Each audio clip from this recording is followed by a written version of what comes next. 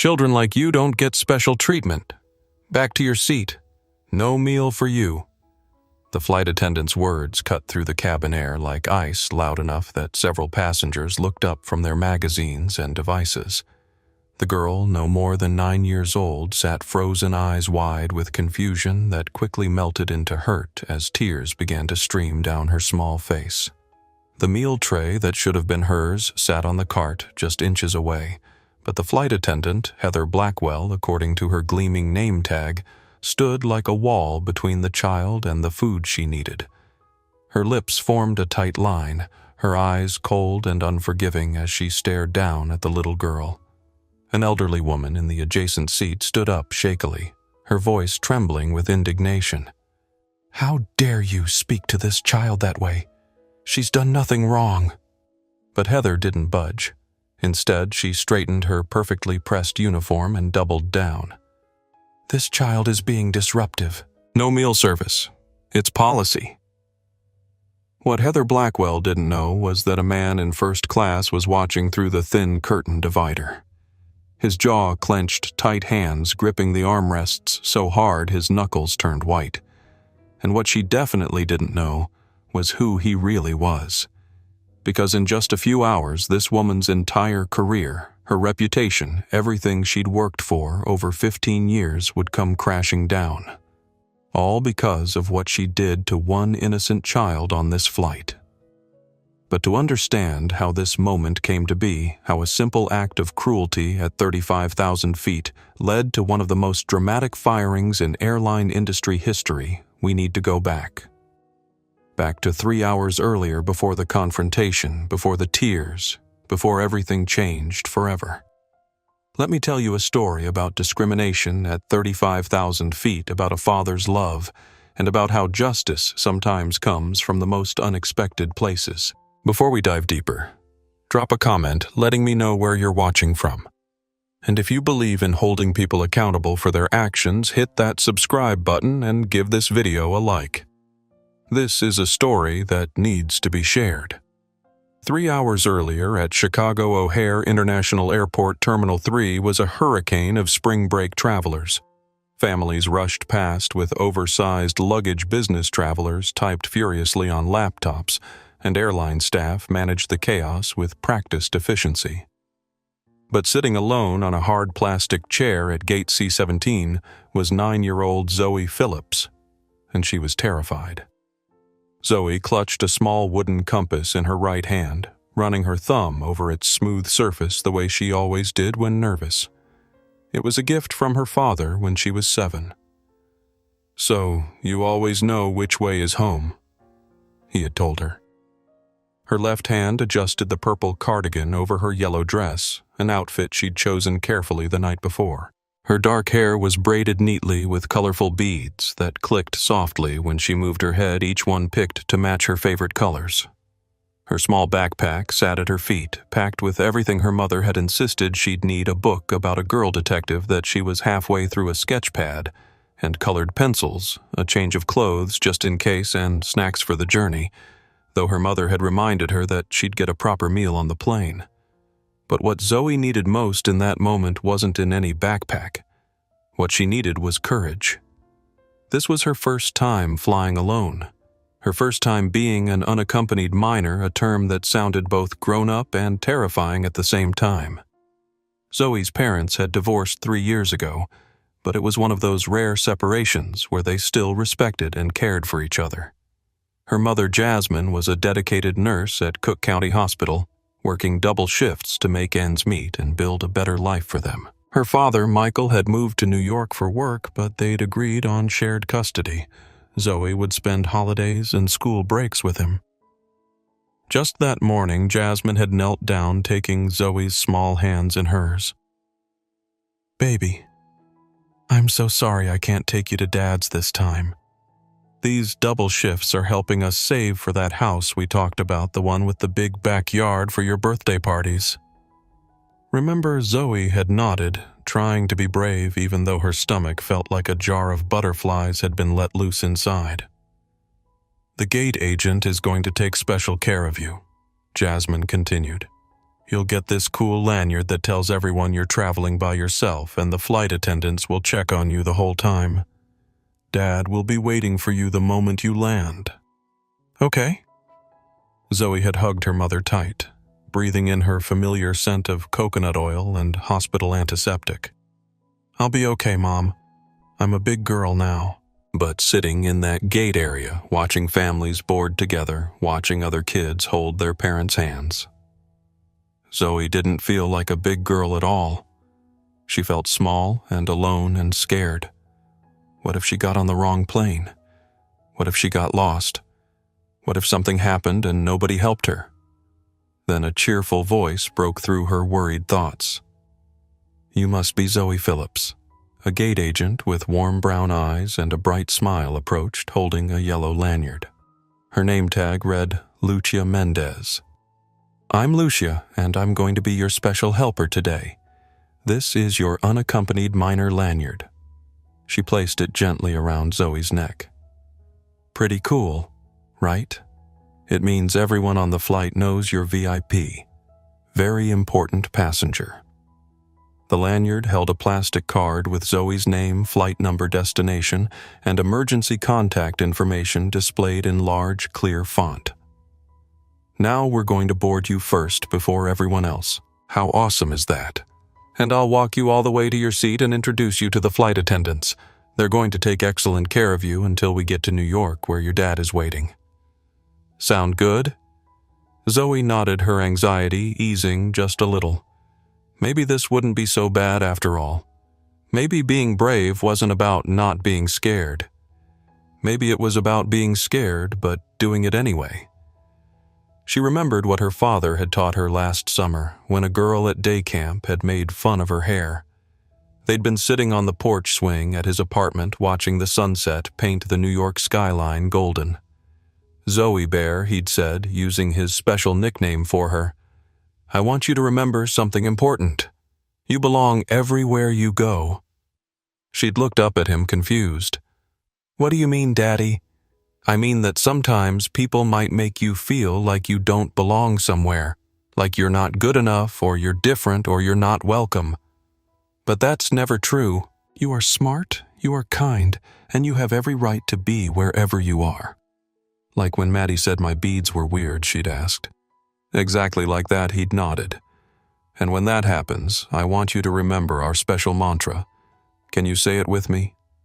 Together, they'd recited, I belong everywhere I go. And if anyone ever makes you feel like you don't, he'd prompted. I stay calm, I speak clearly, and I remember who I am. She'd finished. Now, clutching her compass in the busy airport, she whispered those words to herself. I belong everywhere I go. The compass felt warm in her hand, a small piece of her father she could hold on to. We're ready to start boarding now, Lucia announced, breaking Zoe from her thoughts. Let's get you settled on the plane first. Zoe stood, slipping the compass into her cardigan pocket and hoisting her backpack onto her shoulders. Lucia led her down the jet bridge, explaining everything as they went. This is the door to the aircraft. The flight attendants will be right inside to greet you. Remember, they know you're traveling alone, and they'll check on you throughout the flight. As promised, a smiling flight attendant greeted them at the door. He was tall, with kind eyes, and a name tag that read, Diego Alvarez. Well, hello there. You must be our special passenger today, he said, bending slightly to be at Zoe's eye level. I'm Diego, and I'll be one of your flight attendants today. What's your name, Zoe Phillips? She answered quietly. It's very nice to meet you, Zoe Phillips. Let me show you to your seat and I'll explain everything you need to know about our flight. Diego led Zoe down the aisle to seat 14B, a window seat in the middle of the economy cabin. Lucia handed him Zoe's paperwork, which included details about her meal requirements and emergency contacts. Looks like you have a special meal request, Diego noted, scanning the paperwork. Don't worry. We have that all set up for you. I'll make sure you get it when we serve lunch. It's because I'm allergic to peanuts, Zoe explained, finding her voice. And shellfish. Thank you for letting me know. That's very important information, Diego said seriously. We take allergies very seriously on our flights. Lucia helped Zoe get settled, showing her how to buckle her seatbelt and where to store her backpack. "Remember, Zoe, if you need anything at all, just press this button right here." Lucia pointed to the call button above the seat. "A flight attendant will come help you, and Diego will be checking on you regularly." "I sure will," Diego confirmed. "You're in good hands, Zoe." For the first time since arriving at the airport, Zoe felt a small flutter of excitement replace some of the fear. Maybe this adventure would be okay after all. In the crew lounge of Terminal 3, flight attendant Heather Blackwell applied another coat of lipstick, examining her reflection with critical precision. At 39, with 15 years of service at Skylight Airways, Heather was a veteran of the skies. Her uniform was impeccable. Every pleat knife sharp, every button fastened, her scarf tied with perfect symmetry. Her blonde hair was pulled back into a tight bun that accentuated her sharp cheekbones and keen blue eyes. Those eyes, however, had lost their sparkle years ago. "Another full flight," she muttered to her colleague Sofia Rodriguez, a 31-year-old flight attendant who was scrolling through her phone. Spring break crowds, screaming kids, entitled parents, and everyone thinking the rules don't apply to them. Sophia looked up, barely suppressing a sigh. She'd worked with Heather enough times to recognize the warning signs of a difficult shift ahead. In the 3 years they'd flown together, she'd watched Heather change, become harder, colder, quicker to find fault with passengers, especially certain passengers. "Kids are part of the job," Heather Sophia said carefully. "Families are what keep the airlines in business. Some of us still believe in maintaining standards," Heather snapped, smoothing an invisible wrinkle from her skirt. "This isn't a playground. It's commercial aviation." Sophia returned to her phone, but not before noticing the bitterness etched into the lines around Heather's mouth. The change had become more pronounced in the past 3 months, ever since the incident, as the crew called it, behind closed doors. Heather had applied for the lead flight attendant position, a promotion she'd been eyeing for years. She'd prepared meticulously, studied the manuals, practiced her interview responses, called in favors from senior staff. She'd been so certain the position would be hers. After all, she had seniority, an impeccable record, and had never called in sick in 15 years. Then they'd given it to Taylor Williams instead, Taylor with her business degree and her 5 years of experience. Taylor with her innovative ideas for improving customer satisfaction. Taylor with her effortless rapport with both crew and passengers. Taylor, who was 28, 11 years younger than Heather. The rejection had cracked something fundamental in Heather's professional facade. She'd filed a formal complaint claiming age discrimination, but the airline had documentation showing Taylor's customer service scores were consistently higher. The complaint was dismissed. Since then, Heather had become increasingly rigid, increasingly unforgiving, increasingly selective about which passengers deserved her courtesy. "Looks like we're on flight 847 together," Sophia said, checking the crew assignments on her tablet. "New York JFK," Heather nodded curtly. "Who else? Diego Alvarez in economy with us, Victoria Murray as lead." Something flickered across Heather's face at the mention of Victoria, a shared understanding, perhaps. Victoria Murray, 45, had been with the airline for 20 years and was known for her traditional approach to service. She and Heather had flown together for over a decade, and Victoria had been one of the few to openly support Heather's complaint about the promotion. "At least Victoria runs a proper service," Heather said, applying a final touch of powder to her nose. "Not like some of these younger leads who think we're here to be the passengers' best friends." Sophia said nothing, remembering the time she'd seen Victoria and Heather deliberately slow-walk service to a group of Middle Eastern businessmen, or the time they'd forgotten to offer meal choice to a Hispanic family in premium economy. "We should head to the gate," Sophia said instead, gathering her belongings. "Boarding starts in 30 minutes. "I'll meet you there," Heather replied.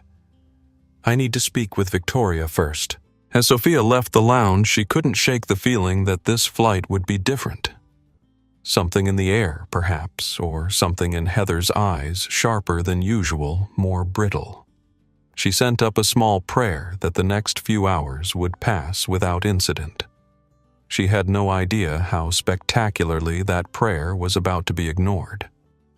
15 miles away in a glass-walled conference room in downtown Chicago, Michael Phillips was concluding the most important meeting of the quarter.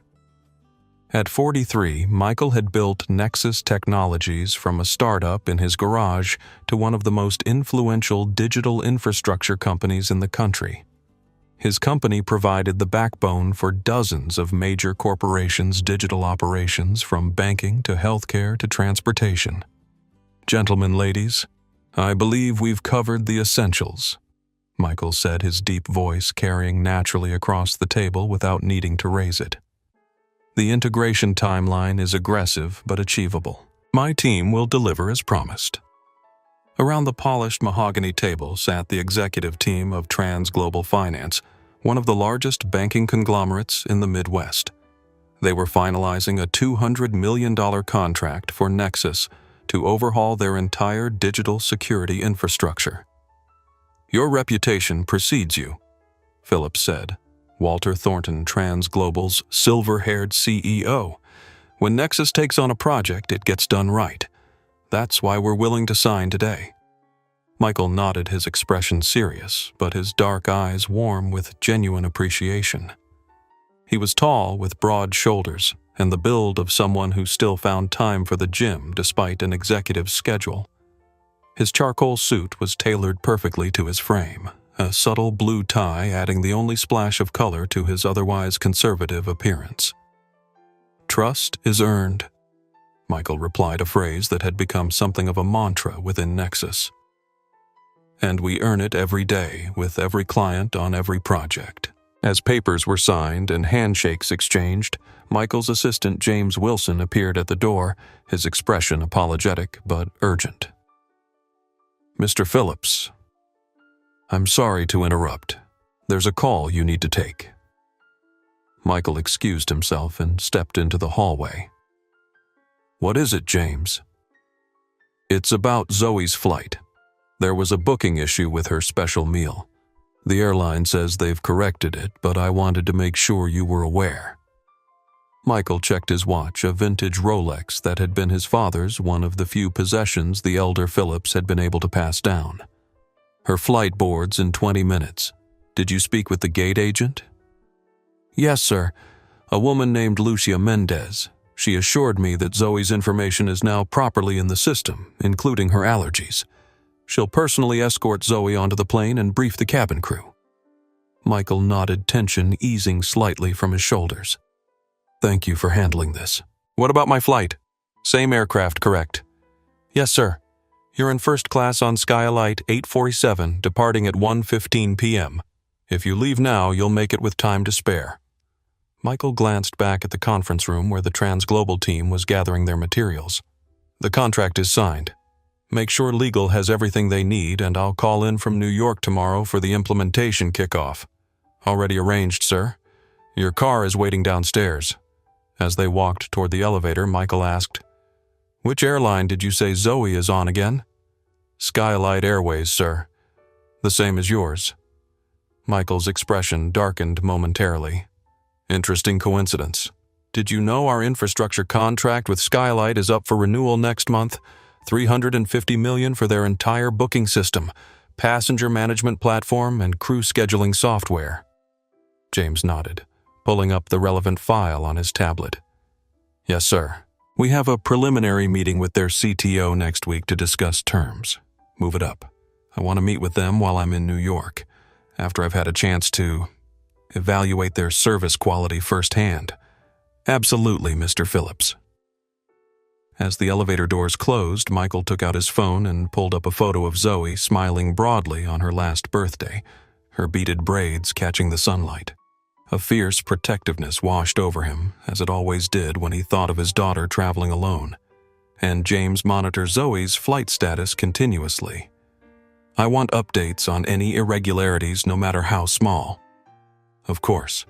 Michael slipped the phone back into his pocket, his mind already mapping contingencies. Most people saw only the successful CEO, the businessman whose digital empire connected millions. Few ever glimpsed the father who would move heaven and earth to protect his little girl. Fewer still understood how thoroughly Michael Phillips had learned to navigate a world that didn't always welcome him with open arms. 3 years ago, Heather Blackwell had been a different flight attendant. Not warm, perhaps warmth had never been her strong suit, but professional, efficient, even occasionally kind in her own reserved way. The change had been gradual, then sudden, like water slowly rising against a dam until one tiny crack appears, and everything gives way at once. It wasn't just losing the promotion. It was what the loss represented, that her type of service, her understanding of professionalism, her entire approach to her career was being phased out. Younger flight attendants like Sophia and Diego focused on passenger experience and emotional intelligence rather than the strict adherence to protocol that Heather had built her identity around. Victoria Murray understood. They'd come up through the ranks together, had weathered the industry's changes side by side. They'd seen service standards relaxed, uniform requirements loosened, the crisp formality that once defined air travel, gradually replaced by a casual, customer-focused approach that felt foreign to them both. You can't fight the direction of the wind, Victoria had told her after the promotion debacle, but you can control your own vessel. And Heather had taken that advice to heart. She'd begun creating her own standards, her own metrics for which passengers deserved her best service.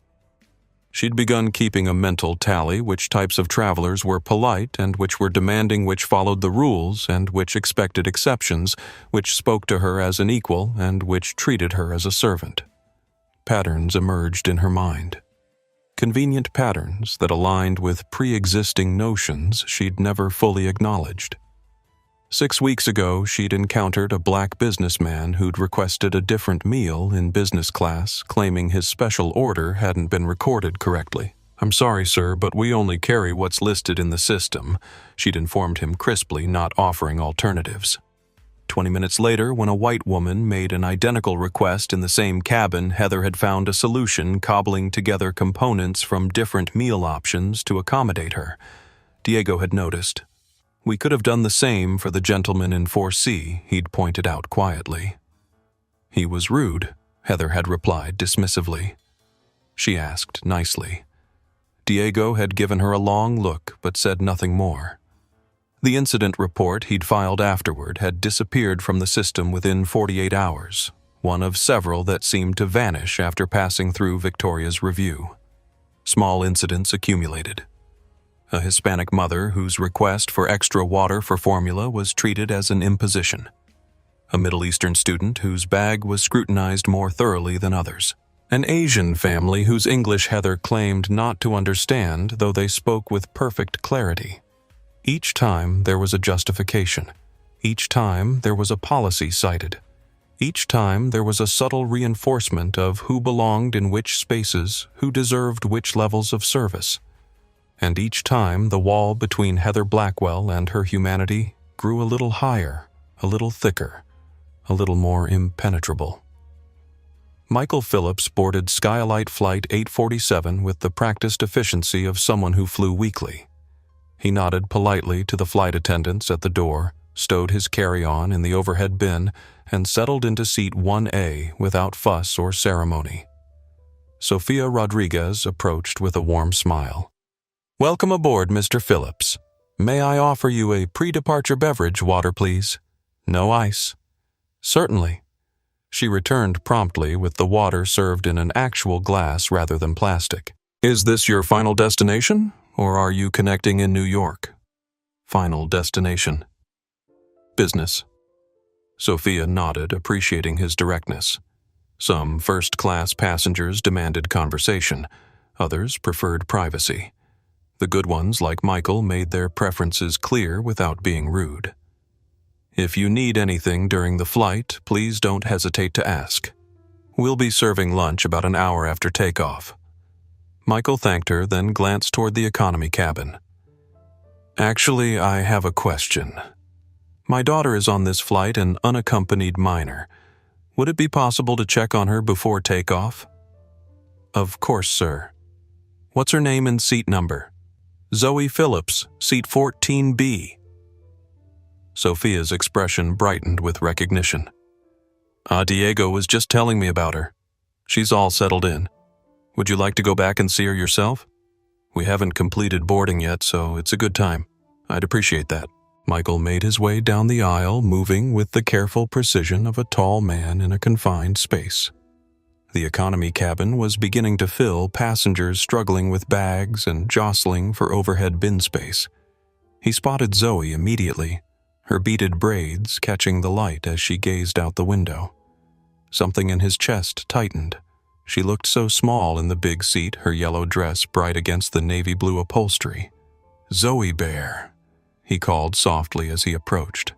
Her head whipped around her face, lighting up. "Daddy!" She nearly bounced out of her seat with excitement. Michael knelt in the aisle beside her.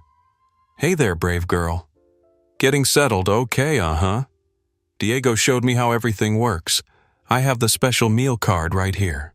She proudly held up the orange card that flagged her allergy requirements. "Perfect. I'm just up front, okay, in the first-class cabin. I'll come check on you again when it's allowed."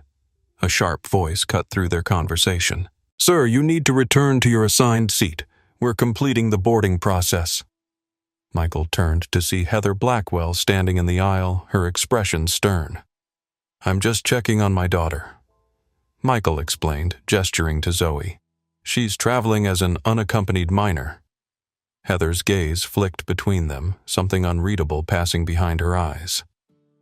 "Our unaccompanied minor procedures are very specific, sir.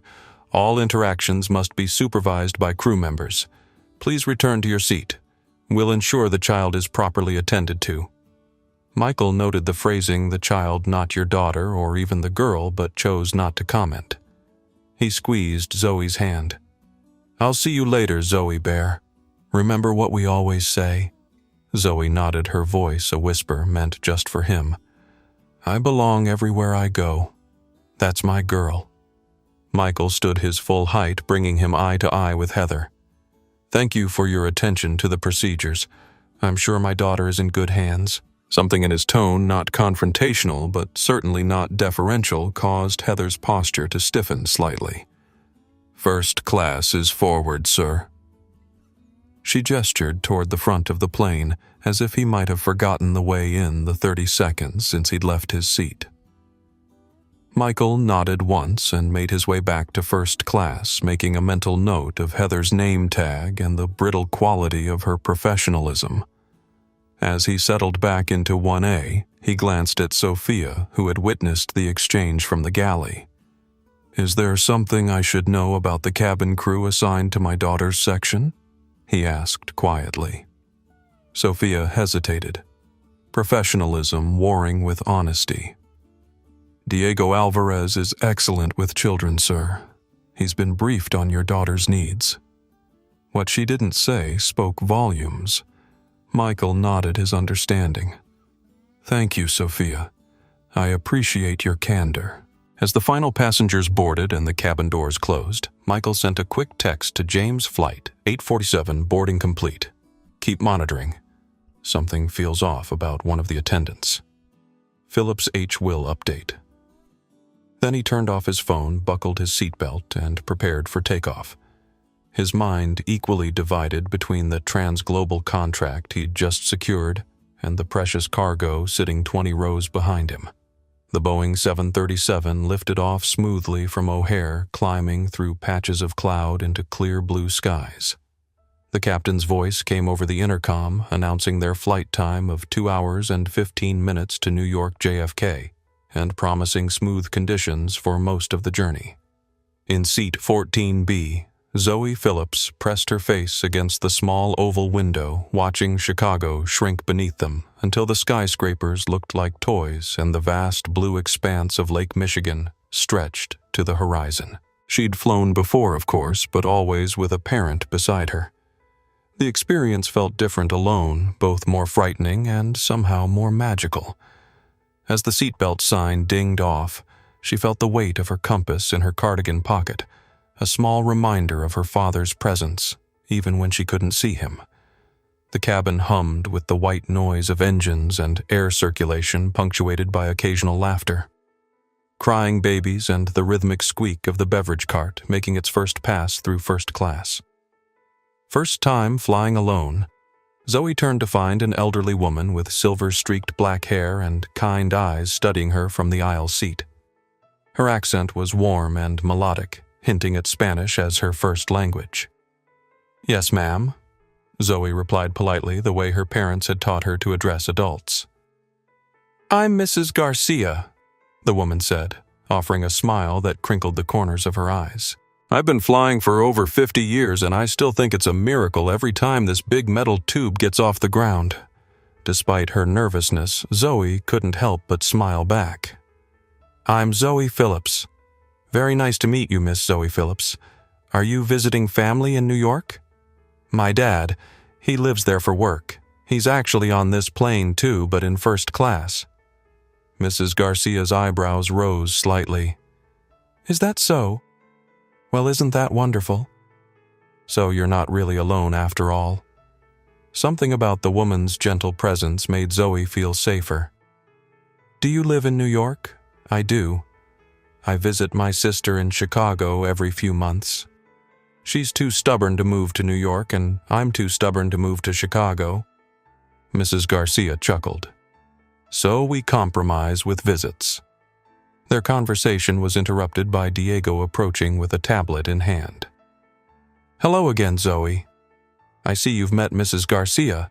She's one of our most frequent flyers." Mrs. Garcia waved away the compliment. "Only because my sister refuses to use FaceTime properly." Diego laughed, then turned his attention to Zoe. "I'm just checking in to make sure you're comfortable. Your special meal is all set for when we begin lunch service in about 30 minutes. Is there anything you need in the meantime?" "No, thank you," Zoe replied, feeling more at ease with Diego's friendly demeanor. "Great. If you need anything, just press the call button. I'll be back to check on you regularly." He gave Mrs. Garcia a respectful nod before continuing his rounds. In first class, Michael observed the impeccable service with the critical eye of someone who built systems for a living. Sophia and another attendant, whose name badge read Amanda, moved with practiced efficiency, delivering drinks and warm towels with genuine smiles. When Sophia passed by his seat, Michael asked quietly, "How is the service in economy progressing?" Understanding immediately dawned in her eyes. "Diego is conducting his check-ins with all special assistance passengers, including your daughter, sir. The meal service will begin shortly, starting from the front of economy." "Thank you." Michael sipped his water, noting the time. Precisely on schedule, Sophia began preparing the first-class meal service, a choreographed routine of tablecloths, appetizers, and wine offerings. Meanwhile, in the economy galley, Diego was carefully reviewing the special meal orders on his tablet. "We have 7 special meals," he informed Heather and Victoria as they prepared the carts. 2 vegetarian, 1 kosher, 1 gluten-free, and 3 allergy-related, including the unaccompanied minor in 14B. "Her meal is specially tagged, no peanuts, no shellfish." Victoria nodded briskly. "I'll handle the special meals.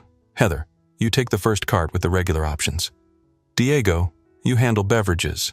"Actually," Diego interjected carefully, "since I've already checked in with the UM in 14B, maybe I should deliver her meal just for continuity." Heather's expression tightened almost imperceptibly.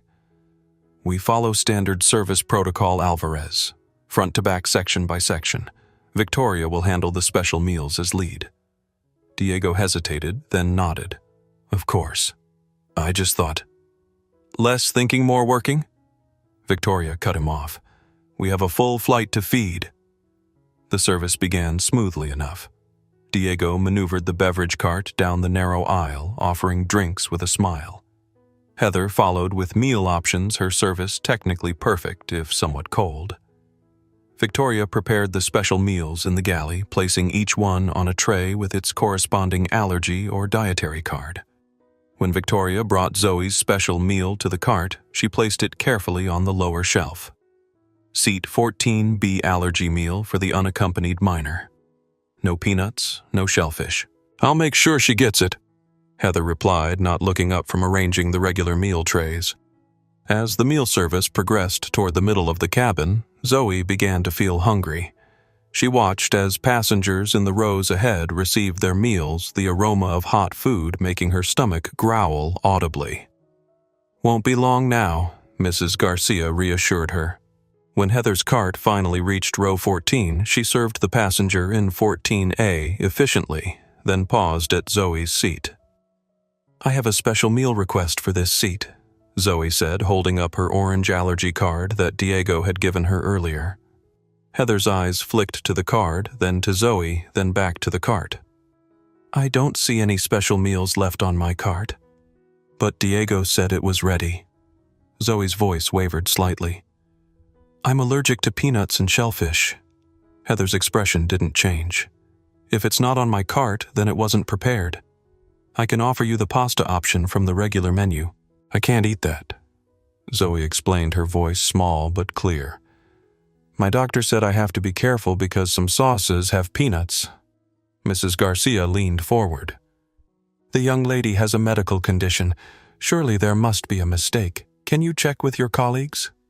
Something shifted in Heather's expression, a hardening, a withdrawal.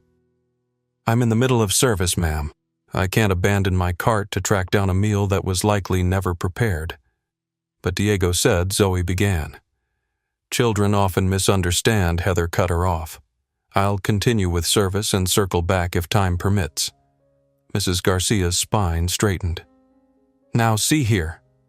But Heather had already moved to 14C, effectively dismissing both Zoe and Mrs. Garcia's concerns.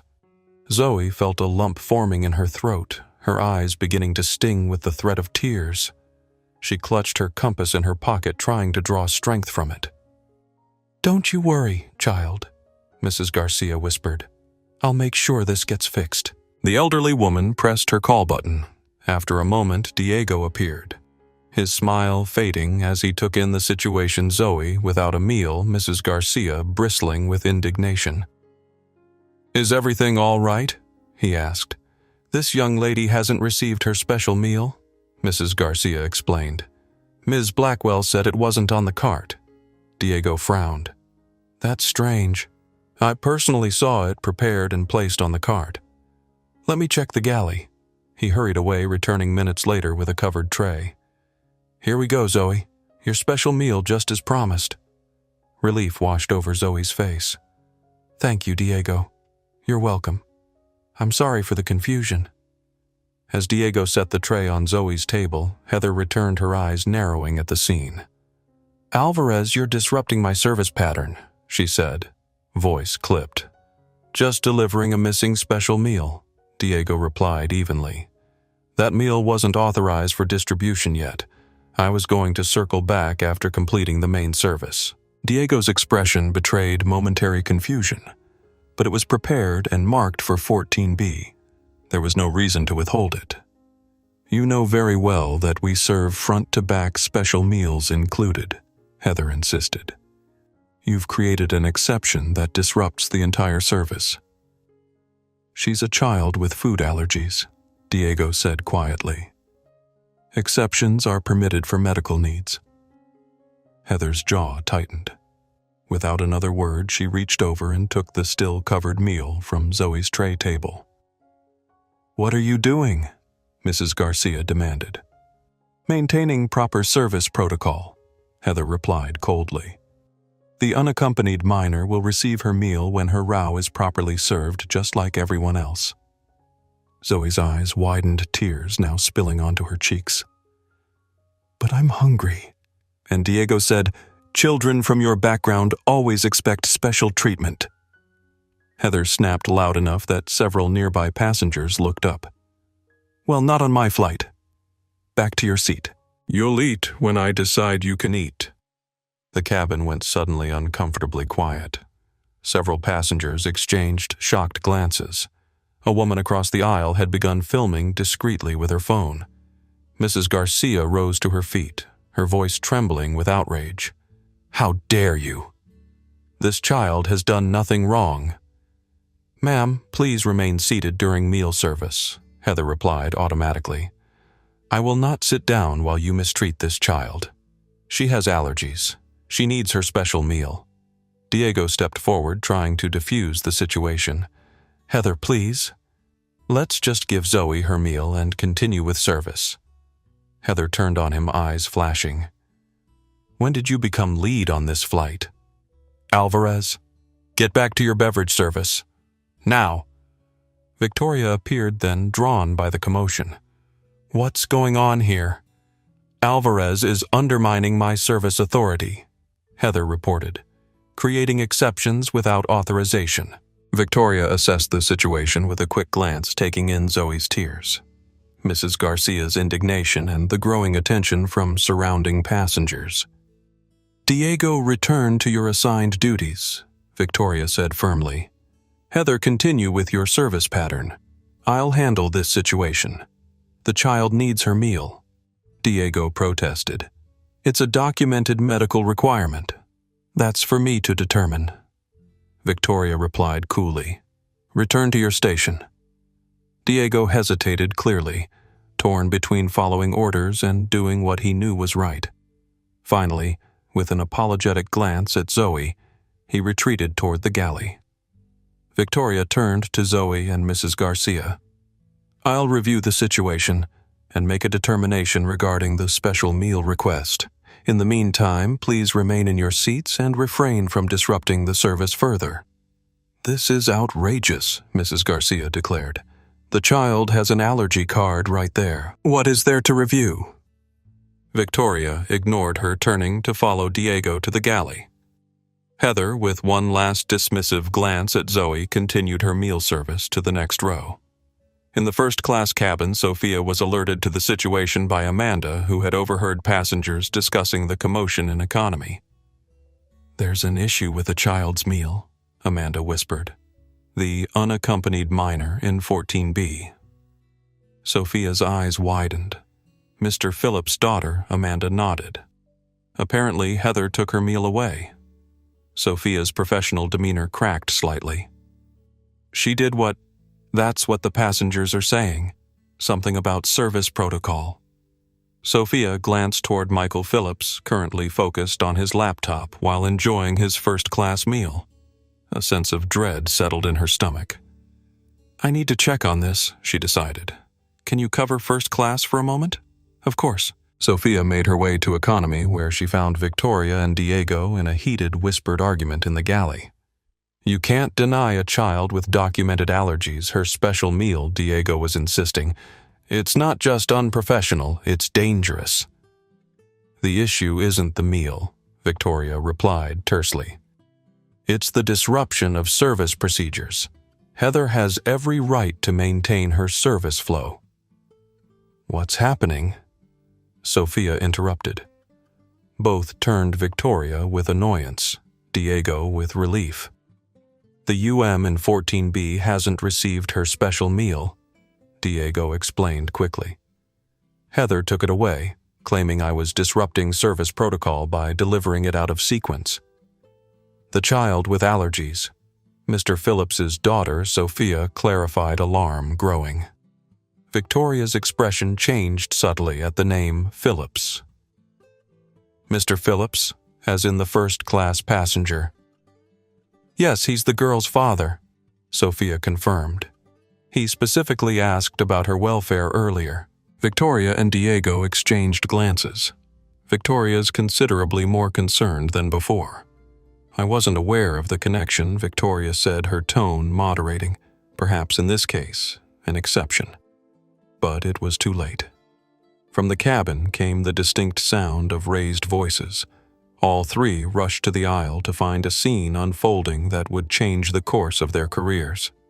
Heather had returned to row 14 this time with a water bottle that she placed on Zoe's tray table. Since you can't have the regular meal options, you'll have to make do with this until we can sort out your special request, she said, her tone making it clear that sorting out was a low priority. But Diego already brought my special meal, Zoe said, her voice wobbling but determined. You took it away. I've explained the service procedure, Heather replied coldly. The fact that you're traveling alone doesn't entitle you to special treatment. Mrs. Garcia had had enough. This is discrimination. Plain and simple. Ma'am, please lower your voice, Heather warned. I will not. This child has been nothing but polite. She has a medical need, and you're treating her like she's done something wrong. Other passengers had begun to chime in. Yeah, just give the kid her meal. What's the big deal? She's just a little girl. I'm recording this. This isn't right. Heather's face flushed with anger and embarrassment. All of you need to settle down. I am following company procedures. No, you're not. Diego interjected, stepping forward from the galley. Skylight procedure specifically states that passengers with documented medical dietary needs receive priority meal service regardless of cabin position. Stay out of this, Alvarez Heather hissed, but Diego stood his ground. I'm getting Zoe's meal from the galley. Now! As he turned to go, Heather grabbed his arm. Don't you dare undermine me. The confrontation had escalated beyond professional disagreement into public spectacle. Passengers throughout the economy cabin were watching many filming with their phones. And then, cutting through the tension like a knife, came a calm, authoritative voice from the front of the economy section. Excuse me, I believe there's a problem with my daughter's meal. All eyes turned to see Michael Phillips standing in the aisle, his expression composed but his eyes taking in every detail of the scene. Sir, please return to your seat, Victoria said, stepping forward. We're handling a service issue. Michael's gaze moved from Victoria to Heather to Zoe, who sat with tears streaming down her face. Zoe, Bear, are you okay? He asked, his voice gentle despite the tension radiating from his posture. Zoe sniffled. They took away my special meal, Daddy. Diego brought it, but then she took it away. Michael's attention shifted to Heather, his expression hardening. You denied my daughter her meal. The one specifically prepared for her documented allergies. Heather, realizing she was now facing an adult rather than a child, adjusted her approach. Sir, we have specific service procedures. Answer the question. Michael interrupted, his voice still even but carrying an unmistakable edge. Did you take away my daughter's medically necessary meal? Heather faltered, then recovered. The meal was brought out of sequence. I was simply maintaining proper service flow. So that's a yes. Michael's gaze was unwavering. And did you tell my 9-year-old daughter that children from her background always expect special treatment? The cabin had gone completely silent. Even the ambient noise of the engines seemed to fade as every passenger waited for Heather's response. Sir, you're misunderstanding. I don't believe I am. Michael turned to Mrs. Garcia. Ma'am, you were sitting next to my daughter. Did this flight attendant refuse to serve her meal and make that statement? Mrs. Garcia nodded firmly. Yes, she did. Exactly those words. I have never seen such treatment of a child in all my years of flying. Michael turned back to Heather. Thank you for the clarification. Now I'd like to speak with the lead flight attendant immediately. Victoria stepped forward, her expression a careful mask of professional concern. I'm Victoria Murray, the lead on this flight. Sir, I assure you we take these matters very seriously. Do you? Michael asked. Because from where I'm standing it appears that you've allowed a member of your crew to discriminate against my daughter, deny her medically necessary food, and cause her public distress. Is that taking things seriously in your view? Victoria's professional veneer cracked slightly. Sir, there seems to have been a miscommunication. There was no miscommunication. Diego interrupted, unable to remain silent. I personally prepared Zoe's meal according to her allergy card. I personally brought it to her seat. Ms. Blackwell personally removed it, citing protocol. There's nothing to miscommunicate. Victoria shot Diego a warning look, which he ignored. And when I attempted to address the situation, Diego continued. I was ordered back to my station. Michael nodded once, processing this information. I see. And you are Diego Alvarez, sir, flight attendant. Thank you for your honesty, Mr. Alvarez. Michael turned back to Victoria. I'd like my daughter's meal brought to her immediately. Then I'd like your full names, employee IDs, and the name and contact information of your immediate supervisor. Sir, perhaps we can discuss this privately, Victoria began. There's nothing to discuss? Privately, Michael replied. My daughter was publicly mistreated. The resolution will be equally public. The standoff continued for a tense moment until Sophia stepped forward with a covered tray. Zoe's meal as requested, she said, placing it gently on the girl's tray table. I'm so sorry for the confusion and distress, Mr. Phillips. Thank you, Michael said, his tone softening slightly. And your name, Sophia Rodriguez, sir. Michael made a mental note, then turned to Zoe. Is this the right meal, Zoe Bear? The one for your allergies? Zoe nodded, wiping away tears with the back of her hand. Yes, Daddy. Good. Enjoy your lunch. I'll be right back to check on you. With a reassuring squeeze of her shoulder, Michael turned back to Victoria. I'd like those names and contact information now, please. Recognizing the immovability in his tone, Victoria reluctantly provided the requested details, which Michael entered into his phone with deliberate precision. Thank you. I'll be returning to my seat now. I expect there will be no further issues with my daughter's care for the remainder of this flight. Is that clear? Victoria nodded stiffly. Perfectly, sir. As Michael made his way back to first class, Heather stood frozen, the full impact of what had just transpired beginning to dawn on her. She had just publicly discriminated against the daughter of a first-class passenger, a passenger who carried himself with the unmistakable authority of someone significant. What she didn't know yet, what none of them knew, was exactly how significant Michael Phillips was to Skylight Airways. But they were about to find out. As Michael Phillips made his way back to his first-class seat, the atmosphere in the economy cabin crackled with tension. Passengers who had witnessed the confrontation exchanged meaningful glances, some still recording discreetly with their phones. One woman was already typing furiously on her tablet the words "Skylight discrimination" visible on her screen. Michael moved with measured precision, his expression betraying nothing of the calculated anger building within him. As he settled back into seat 1A, Sophia approached cautiously. Mr. Phillips, I want to personally apologize for what happened. That's not who we are as a company. Michael regarded her thoughtfully. Isn't it, though, I've found that how an organization treats its most vulnerable customers like an unaccompanied 9-year-old reveals exactly who they are? Sophia's professional composure wavered momentarily. Some of us try to do better, she said quietly. And some of you stood by while my daughter was mistreated, Michael replied, not unkindly but firmly. Systems are only as good as the people who operate them, Ms. Rodriguez, and the people who oversee them. He took out his phone flight mode, disabled despite regulations, and sent a brief message to James Wilson incident with Zoe on flight. Need full documentation. Access cabin recording system remotely. Authorization code Phillips Alpha 9.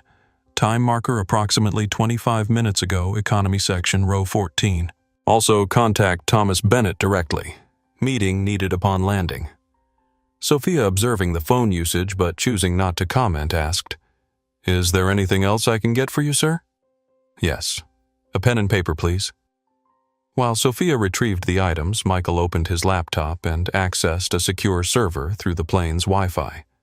A few keystrokes brought up a detailed file on Skylight Airways' financial statements, organizational charts, contract terms, and a comprehensive breakdown of the digital infrastructure his company had built for them over the past 5 years. Sophia returned with a leather portfolio containing Skylight letterhead and a sleek pen. Here you are, Mr. Phillips. Again, I'm truly sorry about what happened. Thank you, Sophia. Not everyone would have had the courage to step in the way you did. She nodded once, appreciating the acknowledgement, then retreated to give him privacy. Michael began writing, his handwriting precise and deliberate. The note was addressed to Thomas Bennett, CEO of Skylight Airways, outlining the incident in clear, factual terms. No emotional language, no threats, just a detailed account, followed by specific expectations for resolution. Meanwhile, in the economy cabin, the aftermath of the confrontation continued to unfold.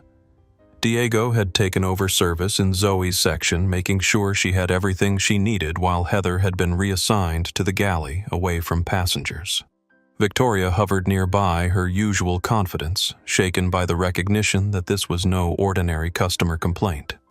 Something in Michael Phillips's demeanor, in the way the other crew members deferred to him, in the fact that he'd disabled his phone's flight mode without concern for regulations, all suggested he wielded influence beyond that of a typical angry parent. "Who is he?"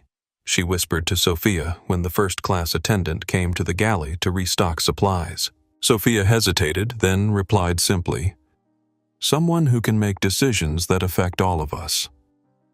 "What does that mean?" Victoria pressed. "It means Heather just picked the wrong child to mistreat."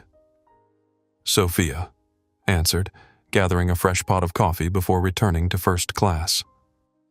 Zoe had finally stopped crying, taking small bites of her meal under Mrs. Garcia's gentle encouragement. "You're being very brave," Mrs. Garcia told her.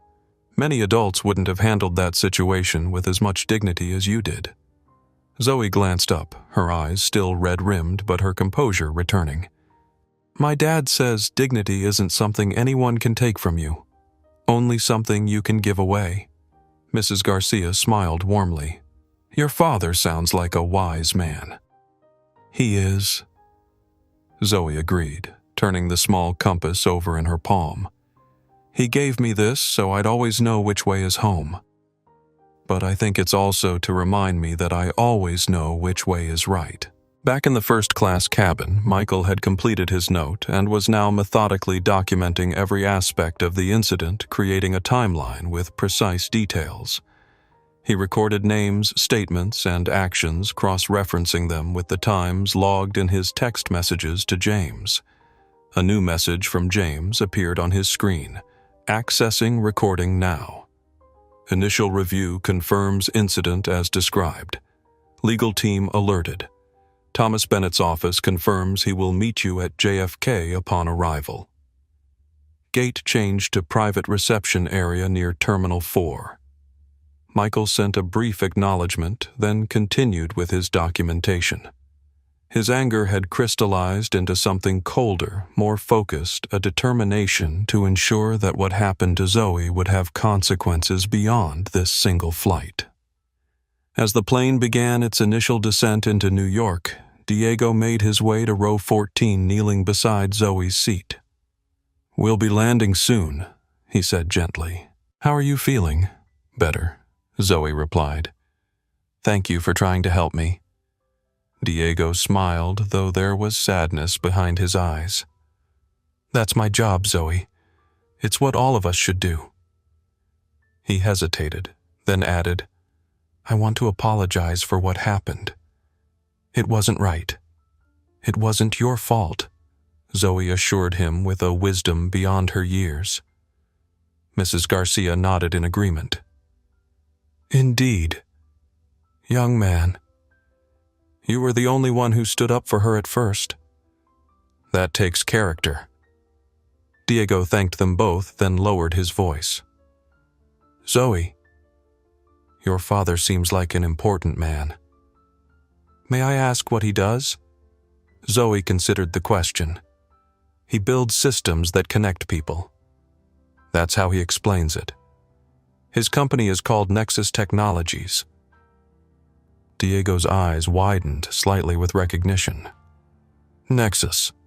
Of course. That makes sense now." "Why?" Zoe asked curiously. Diego chose his words carefully. "Let's just say your dad's work is very important to companies like Skylight. Now let me check your seatbelt before we begin our descent." As he moved away to check other passengers, Diego caught Sophia's eye from across the cabin. They exchanged a knowing look, both recognizing that they were witnessing the prelude to significant change. The captain's voice came over the intercom, announcing their final approach to JFK International Airport. Passengers began stowing their belongings and returning their seats to the upright position. In the galley, Victoria was having an intense, whispered conversation with Heather. "Do you have any idea who that is?" Victoria hissed.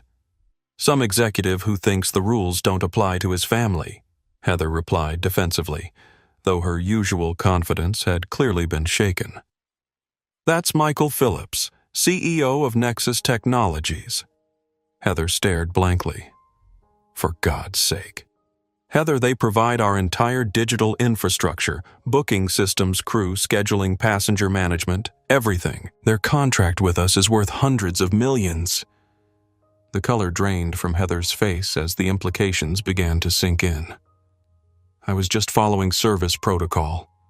"No, you weren't." Victoria cut her off. "You were being vindictive to a child because she received attention you didn't control. I defended you because we've worked together for years, but even I can see this was indefensible." "What's going to happen?" Heather asked, her voice suddenly small. "I don't know," Victoria admitted. "But whatever it is, it's already in motion."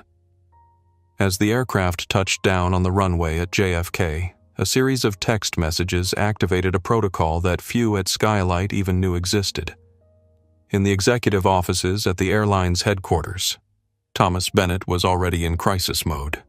His team assembled to address what internal communications were describing as a high-priority customer incident with potential contractual implications. The plane taxied to the gate, and the captain's voice announced, "Ladies and gentlemen, welcome to John F. Kennedy International Airport.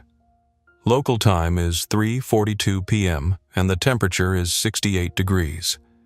Please remain seated with your seatbelts fastened until the aircraft comes to a complete stop and the seatbelt sign has been turned off. At this time, we'd like to ask that all passengers remain seated upon arrival to allow a special assistance passenger to deplane first. Thank you for flying with Skylight Airways." Michael gathered his belongings, then made his way back to row 14 where Zoe was waiting with Mrs. Garcia. "Ready to go, Zoe Bear?" he asked, his demeanor noticeably softer when addressing his daughter. Zoe nodded, collecting her backpack. "Can Mrs. Garcia come with us? She was really nice to me." Michael turned to the elderly woman with genuine gratitude. "We'd be honored if you'd accompany us, ma'am. I'd like to thank you properly for looking out for my daughter, Mrs." Garcia smiled. "It was nothing, Mr. Phillips. Any decent person would have done the same. Unfortunately, that wasn't my daughter's experience today," Michael replied, "which makes your kindness all the more valuable." As they prepared to exit, Diego approached. "Mr. Phillips, I just wanted to say I know exactly what you did and didn't do today." "Mr. Alvarez?" Michael interrupted, his tone measured. "And I'll make sure the right people know as well." Diego nodded, understanding the dual meaning in Michael's words. The trio made their way to the front of the aircraft where Victoria and Heather stood at the exit. Victoria managed a professional smile. "Thank you for flying with Skylight Airways, Mr. Phillips. Again, I want to express our deepest apologies for any inconvenience." "Inconvenience?" Michael repeated, his voice quiet but carrying such authority that Victoria immediately fell silent. "Is that what you call what happened today? An inconvenience?" He turned to Heather, who seemed to shrink under his gaze. "Ms. Blackwell, I'd like you to look at my daughter and explain why you thought it appropriate to deny her food because of who she is." Heather's face flushed. "Sir, I never, it wasn't about that's not what." "Choose your words carefully," Michael advised, "because they're likely to be the last official ones you speak as a Skylight employee." Before Heather could respond, a man in an impeccable suit appeared at the aircraft door. "Mr. Phillips, I'm Robert Keller, Vice President of Customer Experience for Skylight. Mr. Bennett sent me to escort you and your daughter to the private reception area." Michael nodded once. "Mrs. Garcia will be joining us." "Of course, sir. Right this way." As they exited the aircraft, Michael paused one last time, turning to Sophia, who stood nearby. "Ms. Rodriguez, I'll be requesting your presence at the meeting as well. Mr. Alvarez, too. Please inform him." "Yes, sir," Sophia replied, relief evident in her expression. Michael, Zoe, and Mrs. Garcia followed Robert Keller down the jet bridge toward a future that would reshape not just their lives, but the culture of an entire corporation.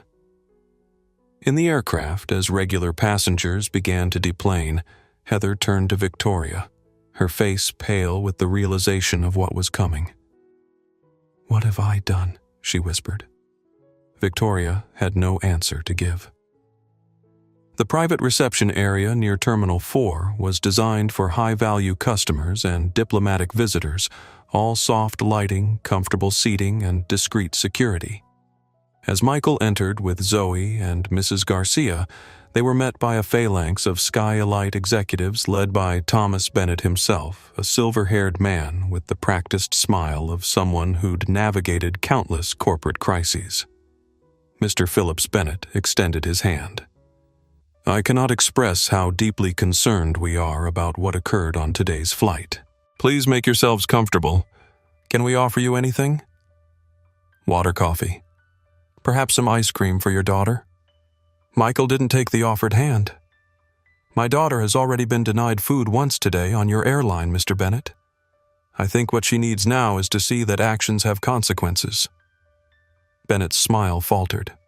"Of course, you're absolutely right." He gestured to the seating area where several other executives waited tensely. "Shall we discuss this privately?" "There's nothing private about discrimination, Mr. Bennett. It happens in public, and the accountability should be equally public." At that moment, Diego and Sophia were escorted into the room by Robert Keller. They stood awkwardly to the side, uncertain of their role in the unfolding drama. "Ah, good," Michael said. "Mr. Alvarez, Ms. Rodriguez, please join us. Your perspectives will be valuable." As everyone settled into seats with Zoe sitting close to her father and Mrs. Garcia on her other side, the door opened once more. Victoria and Heather entered, both looking significantly less confident than they had on the aircraft. Behind them came James Wilson, Michael's assistant, carrying a tablet and a small portable speaker. Perfect timing, Michael noted. Now we're all here. "Mr. Bennett, I believe you've been briefed on what happened on Flight 847 today." Bennett nodded, his expression grave. "I've received a preliminary report, yes. And let me say immediately that what Ms. Blackwell is alleged to have done? Not alleged," Michael corrected. "Documented." He nodded to James, who placed the speaker on the table and pressed a button on his tablet. The room filled with crystal-clear audio from the aircraft. "Children from your background always expect special treatment. Well, not on my flight. Back to your seat. You'll eat when I decide you can eat." Zoe's small voice. "But Diego already brought my special meal. You took it away." Heather's cold reply. "I've explained the service procedure. The fact that you're traveling alone doesn't entitle you to special treatment." Mrs. Garcia's indignation.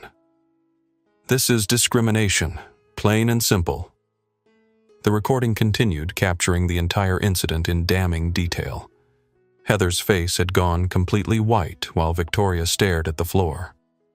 Bennett and his executives exchanged alarmed glances. When the recording ended, Michael spoke into the silence. "That's from your own cabin monitoring system, Mr. Bennett. The same system my company designed and implemented for Sky-Elite 5 years ago. It captures audio from every zone of the aircraft for security purposes." Bennett cleared his throat. "Mr. Phillips, clearly what happened is inexcusable. Ms. Blackwell's behavior was completely contrary to our company values and training." "Was it?" Michael interrupted. "Because this isn't an isolated incident." He turned to James, who handed him a folder. "This contains documented complaints about Ms. Blackwell stretching back 18 months. Complaints that were filed and subsequently buried or dismissed." He passed the folder to Bennett, who opened it with visible trepidation. "You'll notice a pattern in who filed these complaints and how they were handled," Michael continued.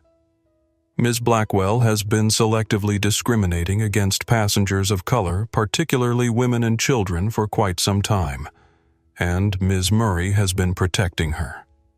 Victoria's head snapped up. "That's not true. I would never." "The documentation suggests otherwise," Michael replied calmly. "Every incident report filed against Ms. Blackwell that mentioned potential discrimination was reviewed and dismissed by you, Ms. Murray, including 3 filed by Mr. Alvarez." All eyes turned to Diego, who nodded solemnly. "I filed reports after witnessing similar incidents. They disappeared from the system within days." Bennett was now flipping through the documents with increasing alarm. "Mr. Phillips, I assure you if this is accurate, it represents a serious breach of our policies and values.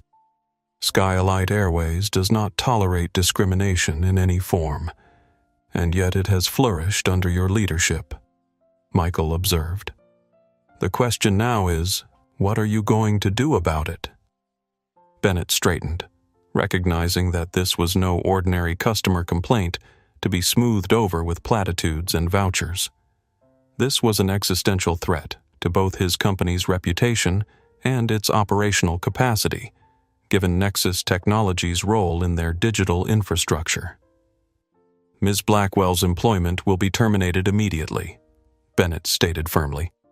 "Ms. Murray will be suspended pending a full investigation. We'll conduct a comprehensive review of our complaint procedures and crew training with particular focus on bias prevention and accountability." "Not good enough," Michael replied, his voice still calm but brooking no argument. I'm sorry," Bennett faltered. "Tell me, Mr. Bennett, what's the value of Skylight's contract with Nexus Technologies?" The question hung in the air, its implications clear to everyone in the room. $350 million over 5 years? Bennett answered, tension evident in his voice. "Renewable next month. And what would happen to Skylight's operations if those systems went offline?" "Even temporarily," Bennett paled. "It would be catastrophic. Our entire booking platform crew, scheduling, maintenance, tracking, everything runs on Nexus infrastructure." Michael nodded. "So you understand the leverage I have in this situation." "But this isn't about leverage, Mr. Bennett. It's about transforming a culture that allowed my 9-year-old daughter to be publicly humiliated because of how she looks." He leaned forward slightly. "Here's what's going to happen. Yes, Miss Blackwell's employment ends today. Yes, Ms. Murray will face appropriate consequences for her enabling behavior. But more importantly, Skylight Airways is going to implement a completely new protocol for unaccompanied minors, one that includes comprehensive anti-bias training for all customer-facing staff, zero-tolerance policies for discrimination, and transparent accountability mechanisms." Bennett nodded quickly. "We can certainly develop such a protocol." "It's already developed," Michael interrupted, handing over another document. "The Zoe Protocol, named after my daughter whose dignity your employee tried to strip away today." Bennett accepted the document, scanning its contents with visible surprise. "This is remarkably comprehensive. How did you produce this so quickly? Because the ideas in it aren't new, Mr. Bennett. They're the same recommendations that advocacy groups have been making to your industry for years, recommendations that have been consistently ignored because implementing them wasn't seen as profitable or necessary." Michael gestured to Zoe, who sat quietly observing the proceedings with remarkable composure for a child her age. "My daughter's experience today proves just how necessary they are." Bennett looked genuinely contrite as he addressed Zoe directly. "Young lady, on behalf of Skylight Airways, I want to offer you our most sincere apology. What happened to you today should never happen to any child or any person on any of our flights." Zoe regarded him solemnly. "Are you going to make sure it doesn't happen to other kids?" "Yes," Bennett promised. We absolutely are. Zoe nodded, satisfied with his answer in a way that the adult's corporate maneuvering hadn't achieved. Michael returned his attention to Bennett. The Zoe protocol will be implemented across all Skylight operations within 30 days. I'll provide technical support from Nexus at no additional cost to integrate it into your existing systems. In return, our contract renewal will include specific performance metrics related to discrimination complaints and resolution with substantial financial penalties for non-compliance. Bennett recognized a non-negotiable position when he heard one. Agreed. We'll begin implementation immediately. Good. Now, Michael turned to face Heather directly for the first time in the meeting. Ms. Blackwell, do you have anything to say to my daughter Heather, who had remained silent throughout the proceedings, looked like she'd aged years in the past hour. Her perfect appearance had crumbled, makeup smudged from nervous perspiration hair, coming loose from its tight bun, hands trembling slightly as all eyes turned to her. She began, then faltered. I was just following what I thought was protocol. I didn't mean to stop, Michael said quietly but firmly.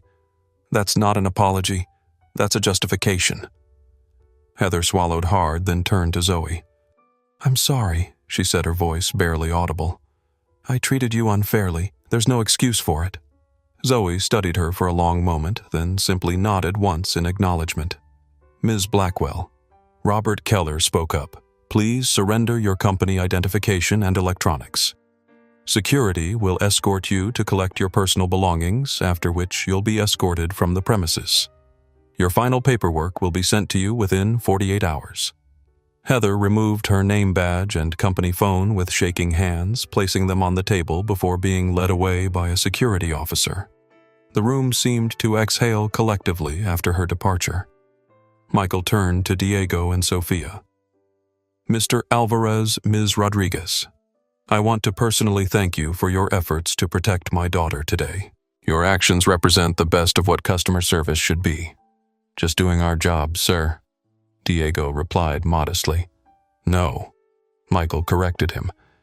You were doing what was right, even when it wasn't easy. That's character, not just job performance. He turned to Bennett. I'm formally recommending both of them for promotion within your organization. Mr. Alvarez clearly has the judgment and integrity to serve in a leadership capacity, and Ms. Rodriguez demonstrated similar qualities. They should be part of implementing the Zoe protocol. Bennett nodded quickly. Consider it done. Finally, Michael turned to Mrs. Garcia, his expression softening. And to you, ma'am, I owe a personal debt of gratitude. You stood up for my daughter when I couldn't be there. You showed her that, even when faced with injustice, she wasn't alone. Mrs. Garcia patted his hand. Any grandmother would have done the same. I'm just glad I was there. I'd like to offer you lifetime premium status on any flights you take between New York and Chicago. To visit your sister, Michael said. It's a small token compared to what you did for Zoe today. Mrs. Garcia smiled warmly. That's very generous. My sister will be thrilled. She's always telling me I should travel in more style at my age. The meeting concluded with formal handshakes and commitments from Bennett to follow up with detailed implementation plans for the Zoe protocol. As they prepared to leave, Zoe tugged on her father's sleeve. Daddy, can Mrs. Garcia come home with us for dinner? I want to show her my rock collection. Michael smiled, the first genuine smile he'd shown since the incident on the plane. That's a wonderful idea if Mrs. Garcia would like to join us. I'd be delighted, Mrs. Garcia replied. I have quite a collection of interesting stones myself from my travels. As they left the reception area, Zoe, walking between her father and her new friend Michael, reflected on the day's events. What had begun as a traumatic experience for his daughter had transformed into something powerful, the creation of a protocol that would protect countless children in the future.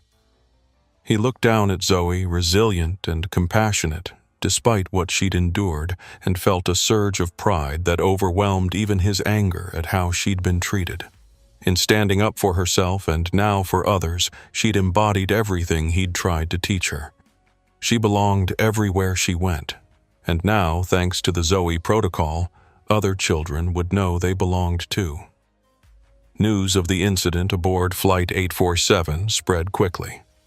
By the time Michael and Zoe arrived at their Manhattan apartment with Mrs. Garcia, the first social media posts were already gaining traction. A passenger's shaky video had been uploaded to Twitter with the caption, "Skyalite flight attendant denies food to black child with allergies. CEO dad steps in. Stash flying while." Black. Zoe. Deserves better. The video had accumulated 10,000 views within the first hour. Michael had arranged for dinner to be delivered from Zoe's favorite Italian restaurant. As Mrs. Garcia, whose first name they learned was Elena, admired Zoe's carefully labeled rock collection in the living room. Michael stepped onto the balcony to take a call from James. The story's gaining momentum, James reported. Major travel blogs have picked it up, and we've had inquiries from 3 network news programs. Skyalite's stock is already down 2% in after-hours trading. And internally, Michael asked, watching the New York skyline as the afternoon sun cast long shadows across the city. Bennett has called an emergency board meeting for 8 p.m. The preliminary termination paperwork for Blackwell has been processed, and Murray has been placed on administrative leave. HR is conducting interviews with Alvarez and Rodriguez as we speak. Michael nodded, though James couldn't see him. And the protocol. Their technical team has reached out to Nexus for implementation consultations. They're treating this with the urgency it deserves. Good. Have legal prepare the contract amendment with the compliance penalties we discussed. I want it ready for signature when the current contract expires next month. Already in progress, James confirmed. And sir, for what it's worth, what you did today will change things for a lot of kids, not just Zoe. It's a start, Michael replied, but only if we ensure they follow through. He ended the call and rejoined Zoe and Elena in the living room. And this one is a garnet I found in Arizona. Zoe was explaining, holding up a small reddish stone. Daddy took me to a real mine where we could dig for treasures. It's beautiful, Elena admired. You know, when I was about your age, my father took me to the beaches of Puerto Rico to look for sea glass. I still have some of the pieces I found. Really? Can I see them sometime? Zoe asked excitedly. Of course, querida. Next time you visit, I'll show you my whole collection. Michael smiled at the easy rapport between them. Dinner should be here soon. Elena, can I offer you something to drink? Water, wine, coffee. A small glass of wine would be lovely, thank you. As Michael poured the drinks, his phone buzzed with a text from Thomas Bennett Board, unanimously approved immediate implementation of Zoe protocol. Press release going out tonight. Can we arrange follow-up meeting tomorrow to discuss partnership moving forward? Michael typed a brief response. James will coordinate. Expect comprehensive documentation and accountability metrics to be central to our continued relationship. The doorbell rang, announcing the arrival of dinner. As they gathered around the table, Michael observed how Zoe had already begun to recover from the day's trauma.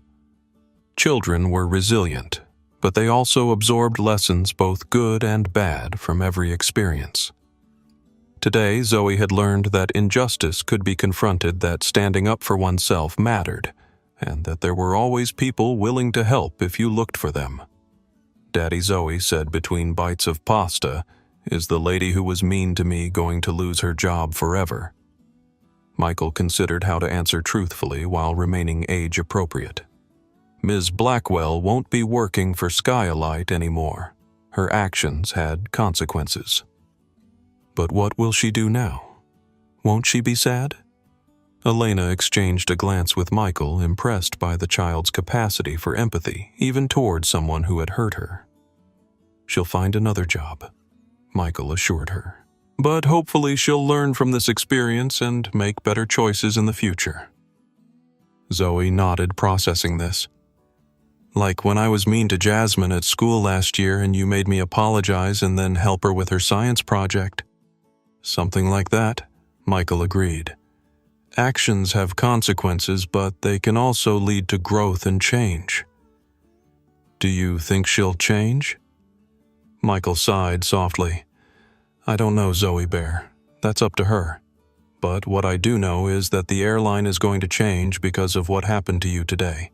They're creating something called the Zoe Protocol to make sure other children are treated better. Zoe's eyes widened. They named it after me. They did. Because your experience is going to help protect other kids.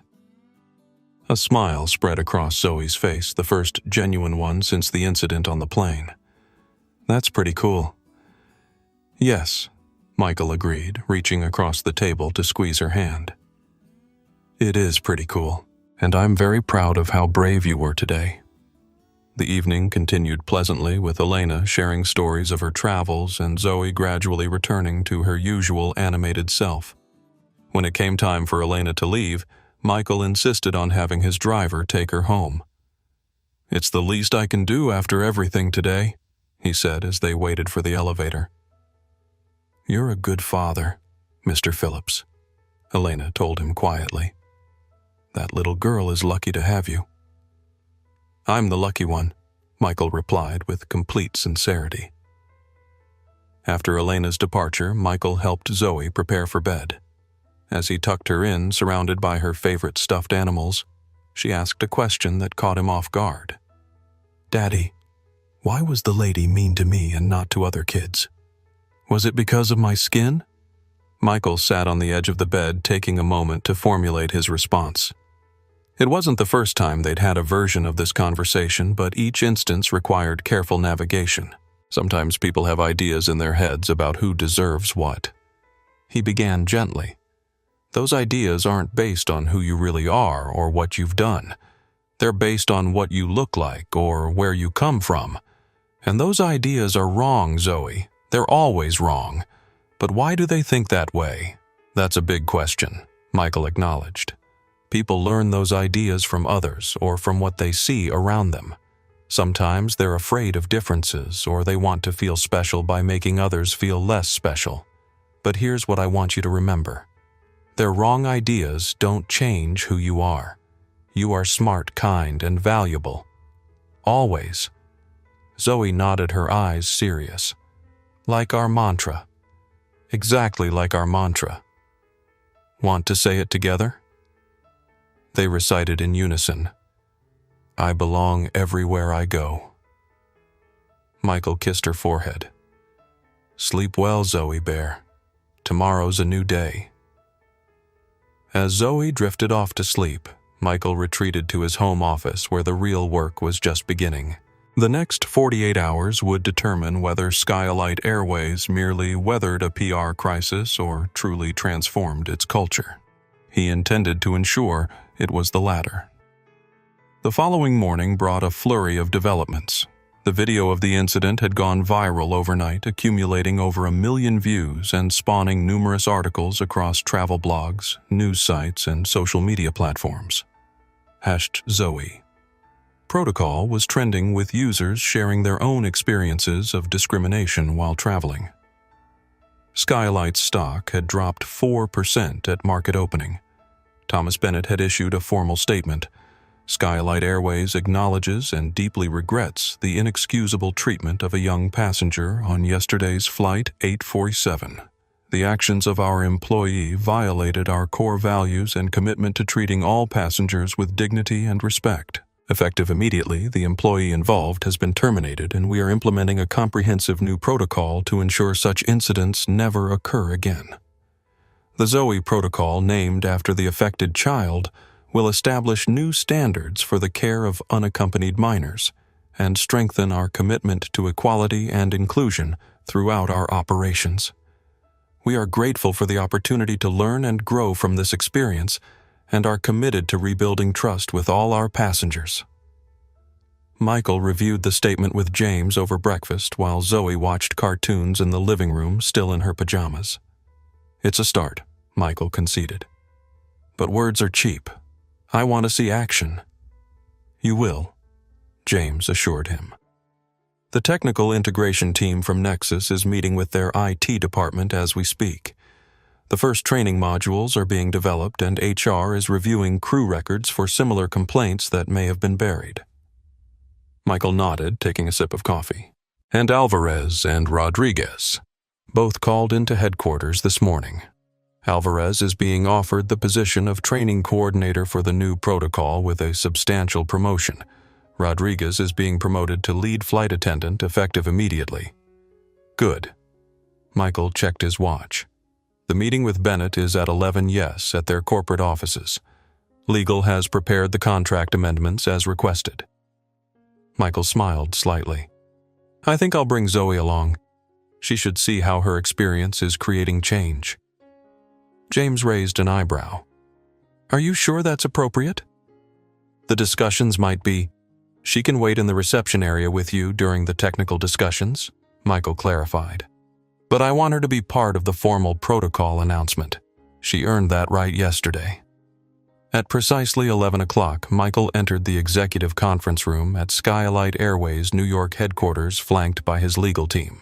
Thomas Bennett greeted them with the forced cheer of a man trying to salvage a critical business relationship. Michael, thank you for coming.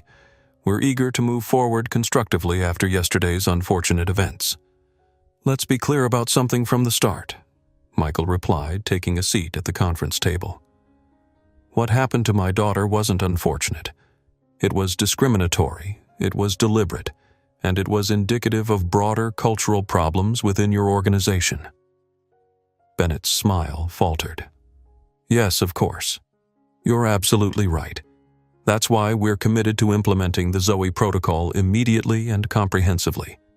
For the next 2 hours, they discussed the technical and operational details of the protocol implementation. Michael's team outlined specific benchmarks, reporting requirements, and accountability mechanisms that would be tied to the contract renewal.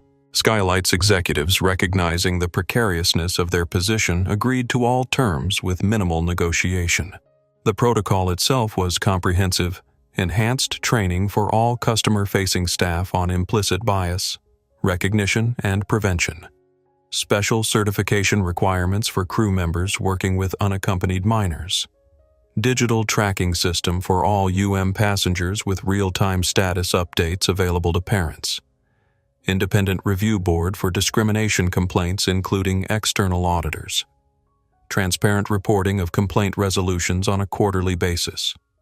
Financial incentives for crew members who receive positive feedback from passengers with special needs. Regular mystery passenger tests to ensure compliance with anti-discrimination policies. As the meeting concluded, Bennett asked, "Will you make a joint announcement with us about the protocol? Your endorsement would carry significant weight." Michael considered the request. "I'll participate on one condition. I want Diego Alvarez and Sofia Rodriguez present as well. They should be recognized for doing the right thing when others didn't." Of course, Bennett agreed quickly. "They're actually here today for their promotion interviews. I can arrange for them to join us immediately." Michael nodded. "And I'd like my daughter to be present for the announcement portion. This protocol bears her name. She should be part of introducing it to the world." Bennett seemed surprised, but agreed. "We'd be honored to have her." James brought Zoe in from the reception area, where she had been reading a book while waiting. She was dressed in a purple dress with a matching headband, looking every bit the poised young lady her parents had raised her to be.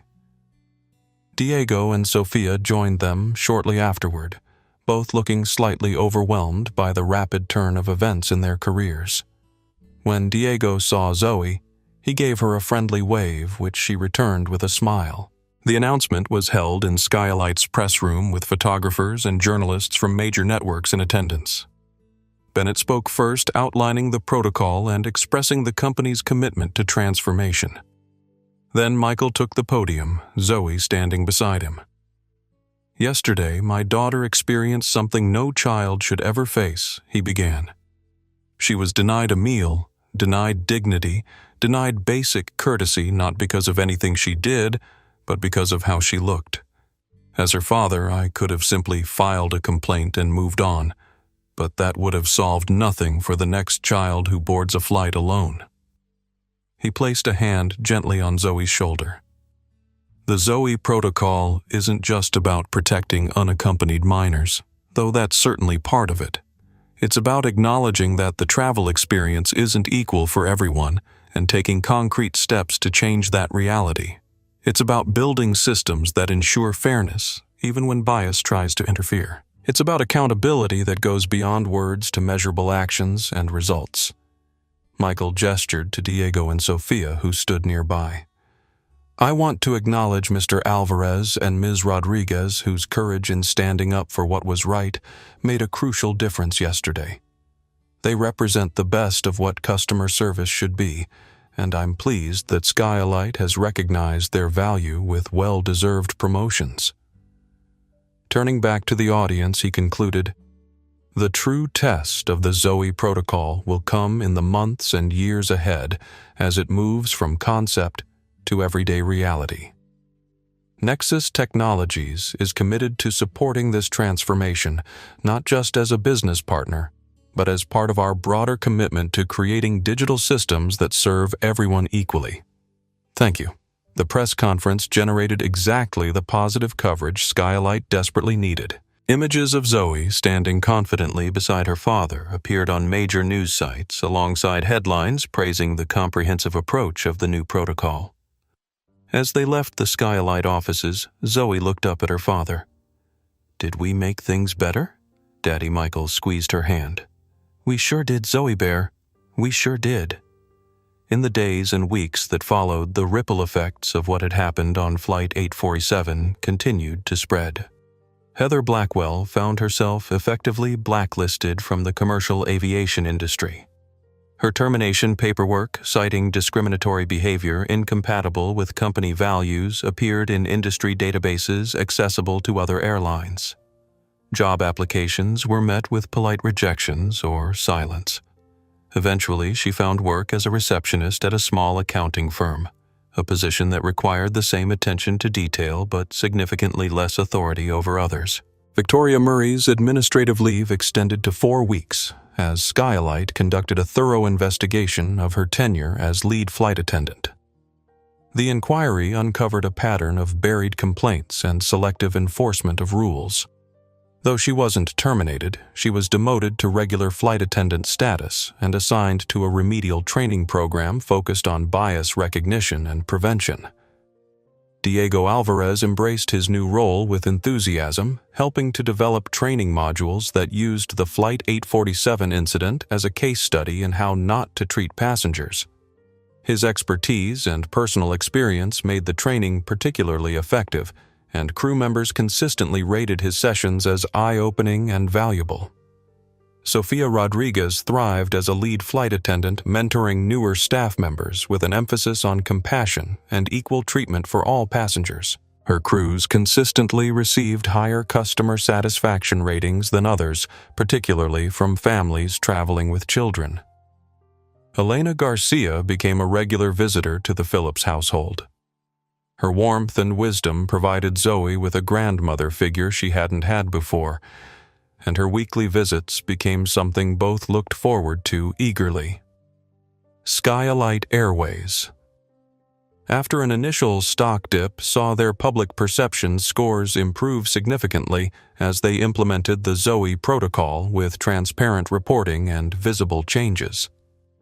Industry publications noted the protocol as a potential new standard for airlines worldwide, and 3 competing carriers reached out to Skylight about adopting similar measures. For Michael and Zoe, life gradually returned to normal, though with a deeper appreciation for the impact one voice could have when raised against injustice. Zoe returned to school with a new story to tell her friends, not just about the scary experience on the plane, but about how her name was now attached to something that would help other kids. The most meaningful moment came 6 weeks later when Zoe needed to fly back to Chicago to visit her mother. Despite Michael's offer to book a private flight, Zoe insisted on taking a regular Skylight flight. I want to see if it's different now, she explained.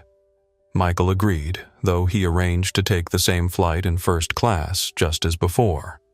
The difference was immediately apparent at check-in, where Zoe received not just the standard lanyard but also a tablet preloaded with a child-friendly app that explained her journey and allowed her to message both parents from the plane.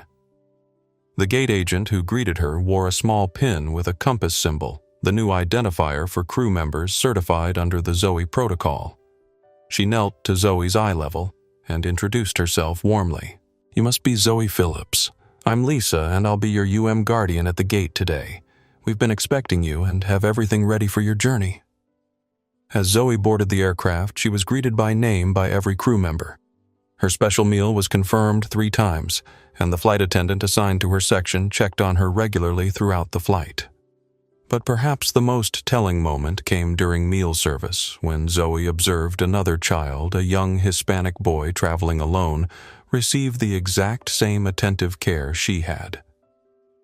When Michael visited her seat mid-flight, she whispered excitedly, "Daddy, did you see? They're treating everyone the same now. It's working." Michael smiled, his heart full. "That's the whole point, Zoe Bear. That's exactly the whole point." 1 year later, Zoe Phillips stood in Terminal 3 at Chicago O'Hare International Airport, her purple backpack slung over one shoulder and a small rolling suitcase beside her. At 10 years old, she carried herself with the quiet confidence of someone who had faced adversity and emerged stronger. "Are you sure you're okay flying alone?" Jasmine asked, kneeling to straighten Zoe's collar. "Dad and I can always arrange for one of us to fly with you." Zoe shook her head. "I'm fine, Mom. I've done this lots of times now." Jasmine smiled, pride mingling with the natural concern of a parent. In the year since the incident that had led to the Zoe protocol, her daughter had matured in ways both subtle and profound. The once anxious child who had clutched a compass for comfort now approached flying with practiced ease. Besides, Zoe added, "Flying is different now. Different indeed." As they approached the check-in counter, they were greeted by an agent wearing the now familiar compass pin that identified staff trained under the Zoe protocol. "Good morning. Are you traveling as an unaccompanied minor today?" the agent asked warmly.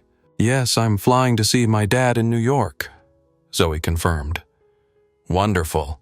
Let's get you checked in and set up with everything you'll need for a great journey." The process was smooth and reassuring. Zoe received her special lanyard, now redesigned with a built-in digital tracker that allowed both parents to monitor her location throughout the journey. The attached tablet displayed her flight information, the names and photos of crew members assigned to her care, and a messaging system that connected directly to the aircraft's communication systems. "We've noted your allergy requirements," the agent confirmed. "Your special meal is already prepared and tagged with your seat number. The crew has been notified and you'll be boarded first so they can introduce themselves before other passengers arrive." As they waited at the gate, Jasmine marveled at the transformation. "It's amazing how much has changed in a year. Dad says that's how progress works," Zoe replied. "Sometimes it takes something bad happening before people make things better." The gate area now featured a dedicated section for unaccompanied minors, staffed by a specially trained agent wearing the compass pin. Several other children sat in the area, each with their own lanyard and tablet, chatting comfortably under the watchful eye of the agent. When boarding was announced, the guardian approached Zoe with a smile. "Ready to board, Ms. Phillips. Your crew is excited to meet you." Zoe hugged her mother goodbye. "See you next week, Mom. I'll message you when I land. Have a safe flight, sweetheart. I love you." "Love you too."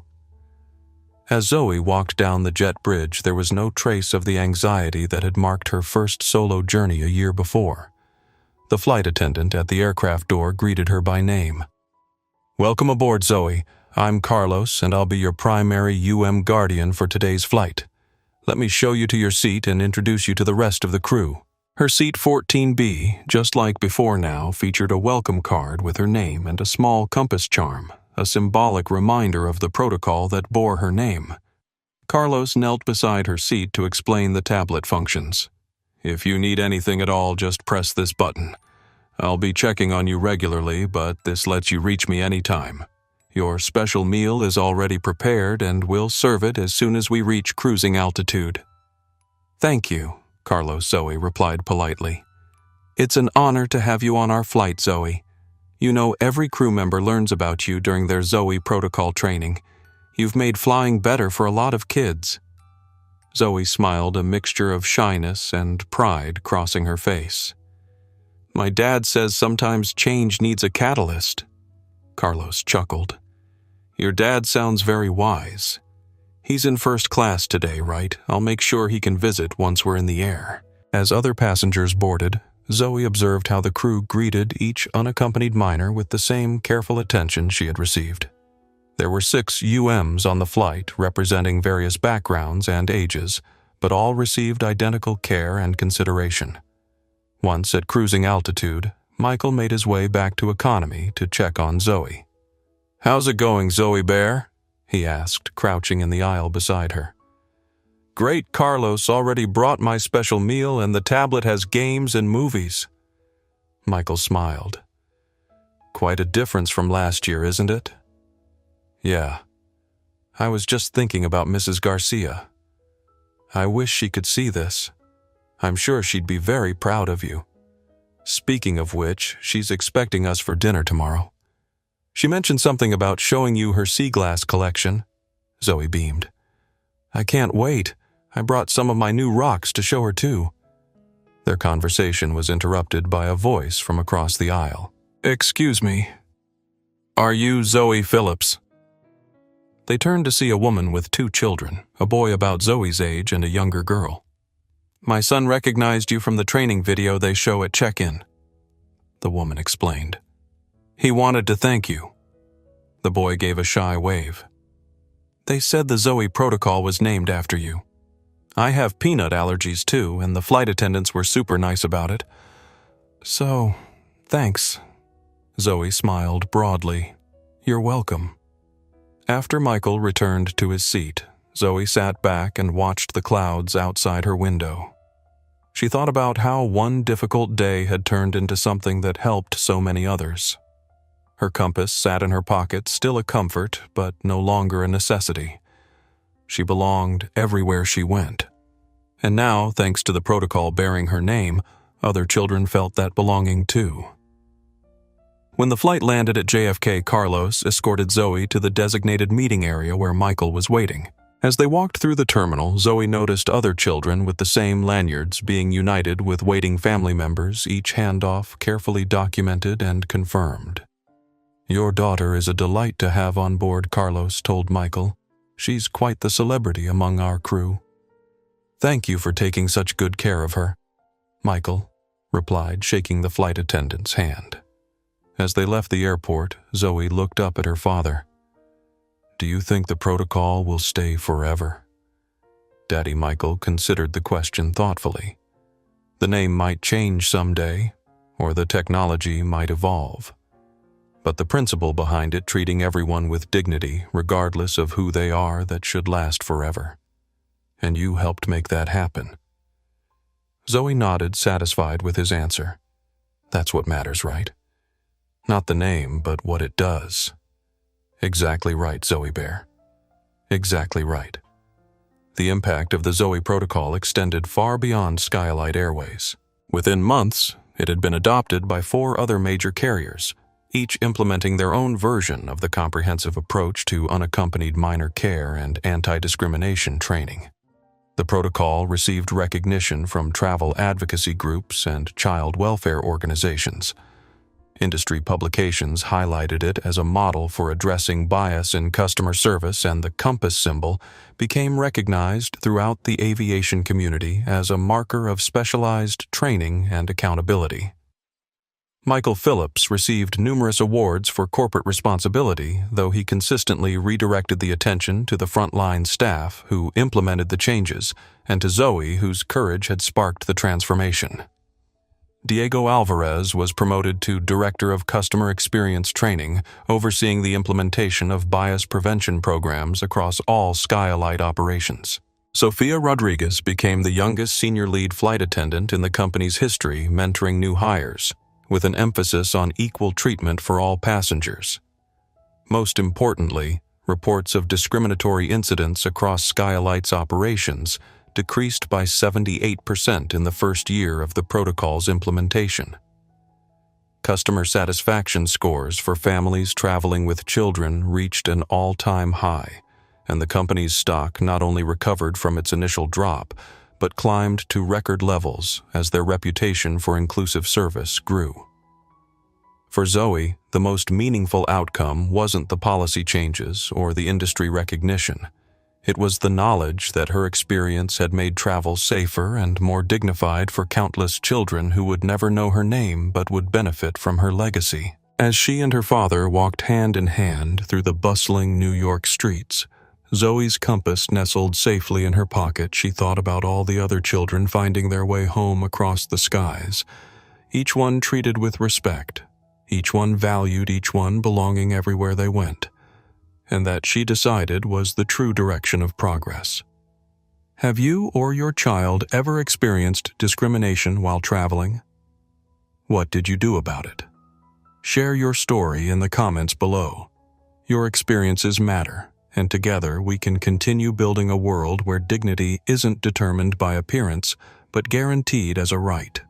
If this video resonated with you, please hit that subscribe button and turn on notifications so you never miss our upcoming stories of justice and accountability.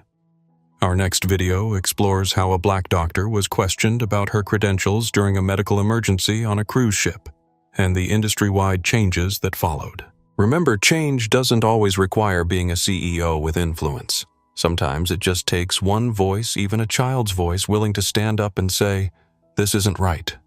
And when that voice is heard and amplified, real transformation happens. Thank you for watching this story. If it moved you, please like and share it with someone who needs to hear it. Together, we're making travel safer and more dignified for everyone, one flight at a time. Давайте, не балуйтесь, что вы успеете? Зачем вам эти фотографии? Земля круглая! Давайте, пацаны, давайте, все.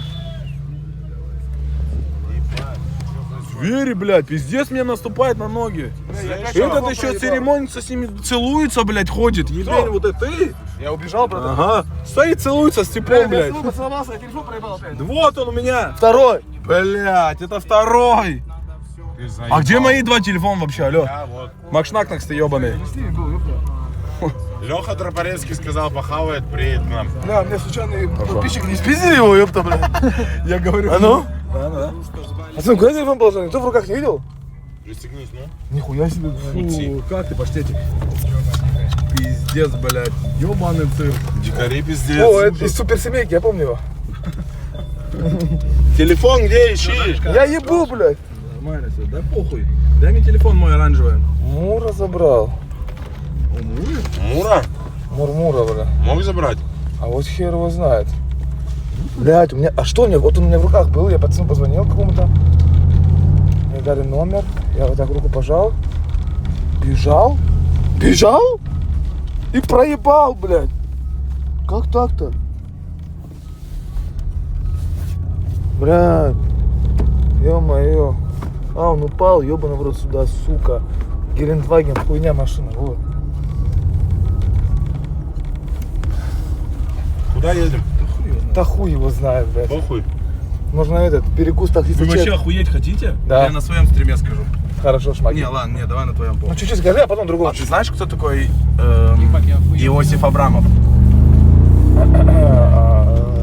Бильярд смотришь? Бильярд? Да. Нет. Чемпион мира поставил рекорд недавно, 46 секунд тип с кия захуярил. Кия прям крикнул? Ну, с кия просто, с одного кия. Знаешь, что такое? Брат, я же Он мне в написал, боулинге вообще. завтра позвал на бильярд. Ты сколько здесь дней будешь? Я до следующего матча, в среду матч. У нас вот во вторник идем стримить с Иосифом Абрамовым. Я, ты, бильярд, он нас будет учить играть. Ой, ебать, я вообще не То умею. есть чемпион мира, там пизда, он ёбнутый вообще. Сейчас покажу. Боулинг, да? Ебать, братан. Слышь, успокойся, блядь. Нихуя себе Ебать, у ты тебя сидишь смешно. Велик, ебать, у тебя огр. Молодец, Огр. Огр, нахуй кинет волоха, бля, убей его, нахуй, осуждай. Идиот, мы братья. Нахуй ты в него запустился. А я в тебя. Мура. Пацаны, я нашел телефон, нашел. Видел? Значит, незаслуженно. Ты знакомый, видел где-то его. Нахуй. Вот мировой рекорд у него, партия с 5:46 секунд. Развой. Он за 46 секунд закрыл партию? Да, просто. Да, я боулинге хуёвый вообще. Долбоёб, это бильярд, ебаная Да. проститутка. Снукер, блядь. Я человек, который всю ночь, Сосал.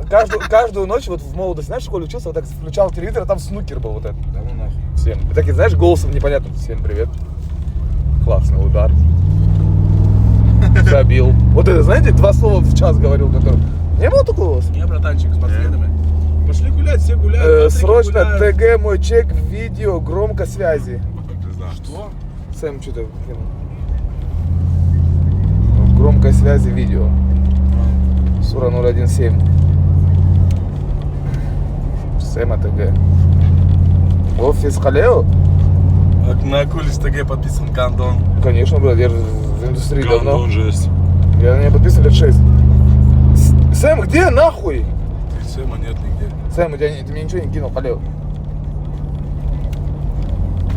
Хуй знает. Офис Халео, да, надо найти? Паштетик, паштетик. Сейчас пойдем. А, вот это? Что там? До конца, слушай. Осуждаю, блядь. А где пауэрбанк, Анар? Сзади где-то у меня должен быть, а что? Можете поставить мой телефон? Мура, успеем еще с Мура А вы постримить. видели Сэм в школе? Успеем. Сэма фотку в школе. Покажи, покажи. Вот. Ебать, он злой, 3-9. Это Сэм в 9 классе. Мура, пацан, у нас полная машина, пацан, не заебайте, я его потом позову, когда... Бля, хорошо поиграли. Бля, единственное, знаешь, что минус? То, что я устал. Ты ебать как падал, как, сука, шершень ебаный. Да я устал быстро, блядь, но я заработал пенальти, все, нормально. И, кстати, чуть не забил, если бы он мне дал пас. Меня ты сломал Гандон. Ну не сломал вообще ничего. Да не, да я, ну, мяч. Нет. Я в мяч играл. Подожди, стоп. И чтоб ты понимал, это же не свистнули штрафной, правильно? Да, да, я тебе в мяч Кол- играл. Нет. Я прям улица... Ты колено в колено Повтор мне... показывали чисто в колено. Колено в Чисто колено так мне въебал, въебало. даже штраф типа не ставил. Алло, штрафа нет.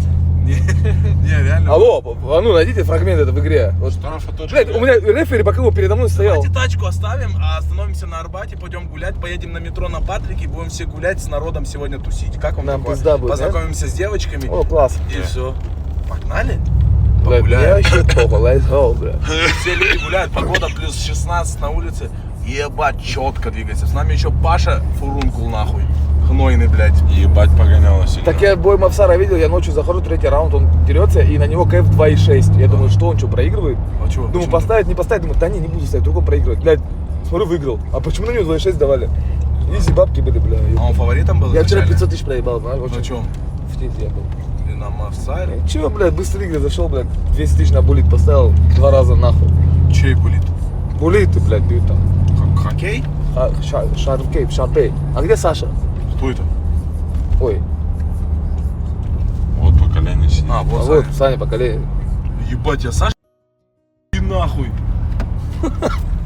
Просто я... Волос, забаньте вот это идиотов. Что он пишет? Фон что? Фон Бэт вперед пишет? Осуждаю, нахуй. Бэтбум вперед. Бля. Это перемирие делает, Я так. как у тебя летен же на стриме хуярил лимонад. Ты еще не подписался? А? Нет еще. Есть еще. У меня еще есть время. Есть? Да.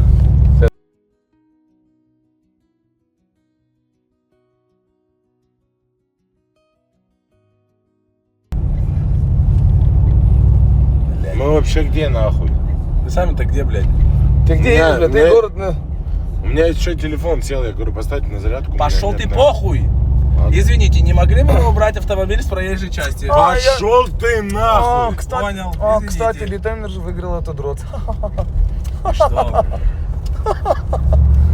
Ты-то чё, блядь, там заролял, хуйло? Сука, вышла, бля, булками по 300. Алло, нахуй, ты Теперь слышишь? будешь кичиться, бля, всю жизнь. Слышь, я в среду тоже приду на матч, нахуй, Я забью. тоже в среду приду. А ты что придешь? А у нас хуй знает. А, мы не опять не с вами? А вы, Я блядь, думал, мы все игры вы с с вами. 8 места вышли, бля, мы с 3-го, блядь, ешь. Похуй нам. А у вас с кем играть? Что я за вас выйду поиграть в среду? Это кто с кем играет? Ты мешок, долбоеб, я не футболист. Чего вы до меня доебали, твари проклятые, нахуй? Осуждаю. На Арбат ебашь, сейчас доедем, похуй. Равшан, Лев, Тигр, Амар нашел. Равшан. О, Сэм Сура 0-1-0 поддерживает меня. Ты чё, Равшан, вообще нах играть не умеешь? Сука, пойдем в доту нахуй, сыграем на хату твою, блядь. Ебать, сколько я булитов сегодня. 2 булита не забил.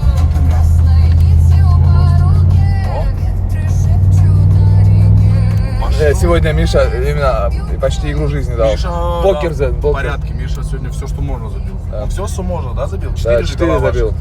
Ну. Да, молодец, реально. Один булит не забил. Он булит не забил? Ну, который я заработал. Он мне хотел мне отдать, я думаю, блядь, нет, слишком, слишком Похуй, ответственность. блядь. Игра вся будет в тиктоке, бля, наши. Нарезки твои, как ты падаешь на мяче, там пиздец. Я как лез, блядь, понял, именно в борьбу, блядь, сегодня. Похуй, ну, деревянный я. Равшан, ты сегодня падал как Роналду и ходил как Месси.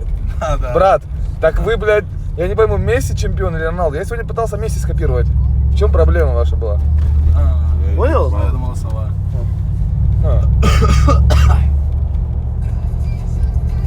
Пишет, высокомерно играл ты, Раша.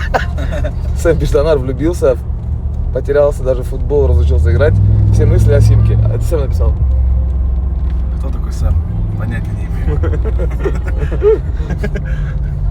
Ты что, Сэм, ебанутый? В смысле, я в каждом матче забиваю, хоть из пенальти, похуй. Забиваю же. Какие ко мне претензии, блядь? Согласен. Забил. Момент решил. 2 не забил, 1 забил. Из 10 1 момент забиваю, четенько двигает, братан. Ай, Тигр. Пошла. МС Огр. Огр, ты утра что делал? Сосал меня. Не, без шуток, до утра что делал? Вот так делал? Бывает. Анар, Макс, мам. Членом забивать может. Он хотя бы членом забивает, блядь. Я членом забил? Если бы член забил, Криштиану Роналду хуем забивал, кстати. Дайте слово типу суперсемейки. Добрый вечер. Не, Паша сильный, ты что? Сейчас он, если войдет в кураж, он выебет нас всех. Паша, я знаю, я с ним знаком, знаешь, мы вместе. Я снимался у них. Вы вместе рекламу колбасы делали, да? Ливерный. Какой? Ливерный. Ливерный? Ливер? Ливерпульный. Бля, знаете, был Ливер, по-моему, этот... Печень, братан.